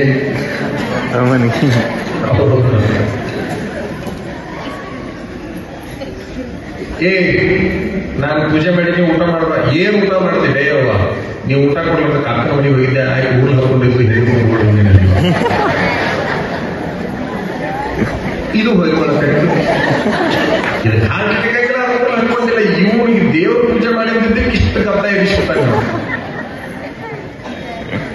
ನನ್ನ ಮಗಳು ಊರ್ಲ್ ಹಾಕೊಂಡ್ಲ ಅಂತೇಳಿ ಆ ಸುಳ್ಳು ಗಂಡ ಇಂತಾಗಿದ್ದ ಅಕ್ಕಿ ಬೇಯ್ದು ಗಂಡನ ಬೇಯ್ದು ಹೊಯ್ಕೊಳ್ಳಕ್ ಚಲೋ ಮಾಡಿದ ಆಕಿ. ಇವರು ಎಲ್ಲ ಕಡೆ ಸುದ್ದಿ ಕಳಿಸ್ಯಾರ, ಅವರು ಎಲ್ಲ ಕಡೆ ಸುದ್ದಿ ಕಳಿಸ್ಯಾರ. ಇವರು ಗಾಡಿ ಹೋಗ್ಯಾವು, ಅವರು ಗಾಡಿ ಹೋಗ್ಯಾವು. ಎರಡು ಎದರ ಕೂಡಿದ್ರು. ಇವ ಗಿಡ ಇಟ್ಕೊಂಡು ಕುಂತಿದ್ದ. ನೀವೆದ್ಕೊಂಡ್ರಿ ನಿಮ್ಮ ಮನೆಗೆ, ನೀವೆದ್ಕೊಂಡ್ರಿ ನಿಮ್ಮ ಮನೆಗೆ ಹೊಂಟಿವಿ ನಾವು. ಯಾವ ಮಣ್ಣಿಲ್ಲ ಪನ್ನೆಗೆ. ಇವ ಅಲ್ಲೇ ಇರೋದು ಹೇಳಿದ್ರಂತ, ಇನ್ನೇನು ಪೂಜೆ ಮಾಡಿ ಊಟ ಮಾಡಂತೀರಿ ನನಗೆ, ಇನ್ನೊಂದು ಪೂಜೆ ಮಾಡಿ ಊಟ ಮಾಡಂತೀರಿ ಅಂದ್ರೆ ನಿಮ್ಗೆ ಹೇಳೋ ಉದ್ದೇಶ ಇಷ್ಟ. ನಿಮ್ಮ ಗುರುಗಳು ಏನಂತಾರ, ಪರಂಪರೆ ಉಳಿಸ್ರಿ ಅಂತ. ಪರಂಪರೆ ಯಾವುದು? ಬೆಳಿಗ್ಗೆ ಎದ್ದ ಕೂಡಲೇ ಎಷ್ಟು ಅದ್ಭುತ ರೀ, ಶರಣರು ಮಾಡಿಟ್ಟಿದ್ದು, ನಮ್ಮ ಆಚಾರ್ಯರು ಮಾಡಿಟ್ಟಿದ್ದು ಎಂತೆಂತ ಅದ್ಭುತ. ನಿನ್ನ ದೇವರನ್ನ ಕೊರಳಾಗ ಕಟ್ಟಿಬಿಟ್ರು, ನಿನ್ನ ದೇವರನ್ನ ಕೊರಳಾಗ ಕಟ್ಟಿದ್ವಿ. ಎಲ್ಲಿದೆ ಅಲ್ಲಿ ಇಡಾಕೆ ಹೋಗ್ಬೇಡ. ಟೈಮ್ ಇಲ್ಲ, 1 ನಿಮಿಷ 1 ಗುಟುಕು ನೀರು ಎರೆದು ಇದ್ರು ಒಂದು ಹೂಪತ್ರೆ ಏರಿಸಿ ಕಣ್ಣಿಗೆ ಹಚ್ಚಿಕೊಂಡು ಮುಗಿಸಿಬಿಡು. ಟೈಮ್ ಐತೆ, ಬಾಳತ್ತು ನೋಡ್ಕೊತ ಕುಂದ್ರು, ಬಾಳತ್ತು ಪೂಜೆ ಮಾಡ್ಕೊತ ಕುಂದ್ರು. ಎಲ್ಲರಿಗೂ ಅವಕಾಶ ಮಾಡಿಟ್ರು. ಅಕ್ಕಲಕೋಟೆ ಒಳಗೊಬ್ಬರು ತಾನ್ವಾಡಿ ಅಂತ ಒಬ್ರು ಸರ್ ಇದ್ರು, ಹೈಸ್ಕೂಲ್ ಶಿಕ್ಷಕರು, ಚೆನ್ನಾಗಿ ಗಮನ ಇಟ್ಕೊಂಡ್ರು. ಅವ್ರ ಮನೆ ಒಳಗೆ ಸಿಕ್ಕಾಪಟ್ಟಿ ದೇವರಿದ್ರು, ಜಗಲಿ ಮೇಲೆ. ಟೀಚರ್ ಅವರು ಕೂಡ ಹೈಸ್ಕೂಲ್ ಟೀಚರ್ ಹೆಂಡತಿ 3 ತಾಸು ಪೂಜೆ ಮಾಡ್ತಿಲ್ಲ. ಮಸ್ತ್ ದಿನ ಕರಿತಿದ್ಲ, ಬರ್ರಿ ಪೂಜೆ ಮಾಡೋದಂತೆ. ಇಲ್ಲ ನನಗೂ ಅದಕ್ಕೂ ಸಂಬಂಧ ಇಲ್ಲ, ನಿಂದೇನೈತಿ ಮಾಡು ಅಂತ ಹೇಳ್ತಿದ್ದ. ಮಂಗಳಾರತಿ ಟೈಮಿಗೆ ಕರೆಕ್ಟ್ ಹೋಗಿದ್ದು ಮಸ್ತಾರ. ಅಂದ್ರೆ ಕರ್ಪೂರ ಬೆಳಗು ಮುಂದೆ ಹೋಗಿ ತಾನ ಬೆಳಿಗ್ಗೆ ಏನ್ ಹೆಂಡತಿ ಸಮಾಧಾನಕ್ಕೆ ಹೋಗಿದ್ನೋ, ಏನ್ ತನ್ನ ಸಮಾಧಾನಕ್ಕೆ ಹೋಗಿದ್ನೋ, ಆ ದೇವರ ಸಮಾಧಾನಕ್ಕೆ ಹೋಗಿದ್ನೋ, ಒಟ್ಟು ಹೋಗಿದ್ದ. ಹಿಂಗ ಎಷ್ಟೋ ವರ್ಷ ಆ ಹಿತ್ತಾಳಿ, ತಾಮ್ರ, ಬೆಳ್ಳಿ ಮೂರು ತಿಂಗಳು ತಕ್ಕಿ ತೊಳೆದು ಇಟ್ಟು 3 ತಾಸು ಆ ಕೆಲಸ ಮಾಡ್ತಿದ್ಲದ ಹೆಣ್ಣು ಟೀಚರ್. ಒಂದು ದಿವಸ ಮಸ್ತಾಗಿ ಹೇಳ್ತಾನೆ, ಪ್ರತಿ ದಿವಸ ನೀನು ದೇವರನ್ನ ತಿಕ್ತಿಯಲ್ಲ, ಮರುದಿವ್ಸ ಮತ್ತು ಕರ್ಗಾಗಿರ್ತಾವ, ಮತ್ತು ನೀ ತಿಕ್ಕುದ ಅವು ಕರ್ಗ ಆಗುದ. ಇಲ್ಲಿ 3 ತಾಸು ಹಾಳು ಮಾಡ್ತೀಯಲ್ಲ, ಇದ್ರ ಬದಲಿ ಸಾಯಾಗಿ ಹುಡುಗರನ್ನ ದಿನ 3 ತಾಸು ತಿಕ್ಕಿ ಬಿಟ್ಟಿ ಅಂತಂದ್ರೆ ಅವು ಕರೆ ಮಾತಾಡೋದು ದೇವರಾಗ್ತಾವ ಅನ್ನುವಂತ ಮಾತನ್ನು ಮಾಡ್ತಾರೆ. ಅಂದ್ರೆ ನಾ ದೇವರ ಪೂಜೆ ಮಾಡಬೇಡ್ರಿ ಅಂತ ನಾನು ಹೇಳೋದಿಲ್ಲ. ನಿಮ್ಗೆ ಯಾವ್ದಾದ್ರು ಮನೆ ದೇವರು ಇತ್ತು ಅಂತಂದ್ರೆ ಒಂದು ದೇವರ ಪೂಜೆಯನ್ನ ಮಾಡಿ. ನಿಮ್ಗೆ ಯಾವ್ದು ಮನೆ ದೇವರು ಒಂದೈತಿ, ಅದು ಒಂದನ್ನ ಬಿಟ್ಟು ಯಾವುದನ್ನೂ ಕೂಡ ಅಲ್ಲಿಟ್ಟು ಗೋಜು ಬಜಲು ಮಾಡ್ಕೊಳ್ಳಕ್ ಹೋಗ್ಬೇಡ್ರಿ. ಅದು ಒಂದನ್ನ ಪರಂಪರೆ ಮಾಡ್ಕೊಂಡು ಬಂದಾರ, ಅದನ್ನೊಂದು ಇಳುವರಿ ಹೆಚ್ಚು ಕೊರಳಾಗಿನ ಲಿಂಗವನ್ನ ನೀವೆಲ್ಲರೂ ಪೂಜೆ ಮಾಡ್ರಿ. ಪ್ರತಿಯೊಬ್ಬರು ಲಿಂಗಧಾರಿಗಳಾಗ್ರಿ. ಲಿಂಗದ ಜಾತಿ ಇಲ್ಲಿ ನೋಡ್ರಿ, ಇವ್ರು ಎಷ್ಟು ಚಲೋ ಕೆಲಸ ಮಾಡಿದ್ರಂದ್ರೆ ಎಲ್ಲ ಜಾತಿಯವರು ಆ ಲಿಂಗವನ್ನ ಕಟ್ಕೋಬಹುದು ಅನ್ನುವಂಗ ಮಾಡಿಟ್ಟಾರ. ಇದು ನಮ್ಮ ಸಂಸ್ಕೃತಿ ಅಂತಕ್ಕಂಥದ್ದನ್ನ ನೀವು ಅರ್ಥ ಮಾಡ್ಕೋಬೇಕು. ನಾವು ಒಂದು ಸಬ್ಜೆಕ್ಟಿನ ಮೇಲೆ ಮಾತಾಡಕ್ ಹತ್ತಿದ್ರೆ ಆ ಸಬ್ಜೆಕ್ಟ್ ಬಿಟ್ಟು ಎಲ್ಲಿ ಹೋಗೋದಿಲ್ಲ. ಅನಿವಾರ್ಯವಾಗಿ ಒಂದಿಷ್ಟು ಎಲ್ಲದನ್ನು ಕೂಡ ಬಸವಪಾಕ ಅಂತೇಳಿ ಗಣಮಠ ಶ್ರೀಗಳು ಮಾಡಿದ್ರು. ಅಂದ್ರೆ ಬಸವಪಾಕ ಅಂದ್ರೆ ಎಲ್ಲರೂ ಸೇರಿಸಿದ್ದಕ್ಕೆ ಬಸವಪಾಕ ಅಂತ ಹೇಳಿ ಅದನ್ನು ಮಾಡಬೇಕಾಗಿತ್ತು ಅಂತಕ್ಕಂಥದ್ದು. ಒಟ್ಟಾರೆ ಈ ಕಾರ್ಯಕ್ರಮಕ್ಕೆ ಬಂದಿದ್ದಕ್ಕೆ ನಮಗೆ ಬಹಳ ವರ್ಷದ ಆಸೆ ಈಡೇರಿತಲ್ಲ ಅಂತಕ್ಕಂಥ ಸಂಕಲ್ಪ ನಮಗೆ ಬಹಳ ಖುಷಿ ಕೊಟ್ಟೈತಿ ಅಂತಕ್ಕಂಥದ್ದು. ವಿಚಾರ ಮಾಡಬೇಕಂದ್ರೆ ಮರುಳಾರಾಧ್ಯರು ಅಂತಕ್ಕಂಥವ್ರು ಎಷ್ಟು ಎತ್ತರಕ್ಕೆ ಹೋದ್ರು, ಶಿಷ್ಯ ಬಹಳ ಯೋಗ್ಯನಾಗಿರೋದ್ರಿಂದ ಎಷ್ಟು ಎತ್ತರಕ್ಕೆ ಹೋದ್ರು ಅಂತಕ್ಕಂಥದ್ದು. ಅಷ್ಟು ಶಿಷ್ಯನನ್ನ ಎತ್ತರಕ್ಕೆ ಬೆಳೆಸಬೇಕಾದ್ರೆ ಇವ್ರು ಎಷ್ಟು ಎತ್ತರಕ್ಕೆ ಬೆಳೆದಿರಬೇಕು ಅಂತಕ್ಕಂಥದ್ದನ್ನು ಕೂಡ ನಾವು ಅರ್ಥ ಮಾಡಿಕೊಂಡು, ಈಗಿರುವ ಸ್ವಾಮೀಜಿಯವರು ನಮ್ಮನ್ನು ಎಷ್ಟು ಹಳೆ ಕಾಲದಾಗಿಂತ ಪ್ರೀತಿ ಮಾಡ್ಯಾರಲ್ಲ ಅಂತ ನಮ್ಗೆ ಇಲ್ಲಿ ಬಂದ ಮೇಲೆ ಗೊತ್ತಾಯ್ತು. ಇವ್ರು ಏನೋ ಹೊಸಬರು ಅಂತ ನಾವು ತಿಳ್ಕೊಂಡಿದ್ವಿ. ಆದ್ರೆ ಇಲ್ಲಿ ಬಂದ ಮೇಲೆ ನಮ್ಗೆ ಗೊತ್ತಾಗಿದ್ದು ಇವರು ನಮ್ಮ ಕ್ಯಾಸೆಟ್ಗಳನ್ನ ಕೇಳಿದ್ದಾರೆ. ಮತ್ತೊಂದು ನೀವು ಕೇಳ್ಬೇಕಾದ್ರೆ ಅವ್ರು ಬರ್ತಾವ ಮೊಬೈಲ್ನಾಗ. ನಾವೆಲ್ಲ ಸಬ್ಸ್ಕ್ರೈಬ್ ಮಾಡ್ರಿ, ಅದನ್ನ ಮಾಡ್ರಿ, ಹಿಂಗ್ ಓದ್ತಾರೆ ಹಂಗ್ ಓದ್ತಾರೆ, ಬೇಕಾಗೋದ್ವರೆಗೆ ಬೇಡವ್ರು ಬಿಡ್ರಿ, ಅದನ್ನೇ ನಾವು ಹೇಳಕ್ ಹೋಗೋದು. ನಾವು ಯಾವ್ದನ್ನು ಹಂಗ್ ಮಾಡ್ರಿ ಹಿಂಗ್ ಮಾಡ್ರಿ ಅಂತ ಹೇಳೋ ಸ್ವಾಮಿಗಳಲ್ಲ.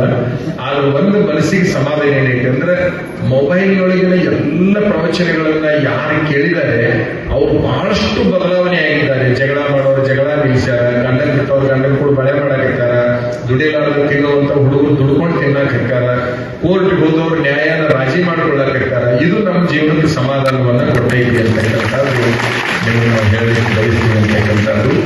ಒಬ್ಬ ಹುಡುಗ ತಂದಿ ಕೊಲೆ ಮಾಡ್ಲಿಕ್ಕೆ 5 ಲಕ್ಷ ರೂಪಾಯಿ ಕೊಟ್ಟಿದ್ದ ಹಾವೇರಿಯಾಗ.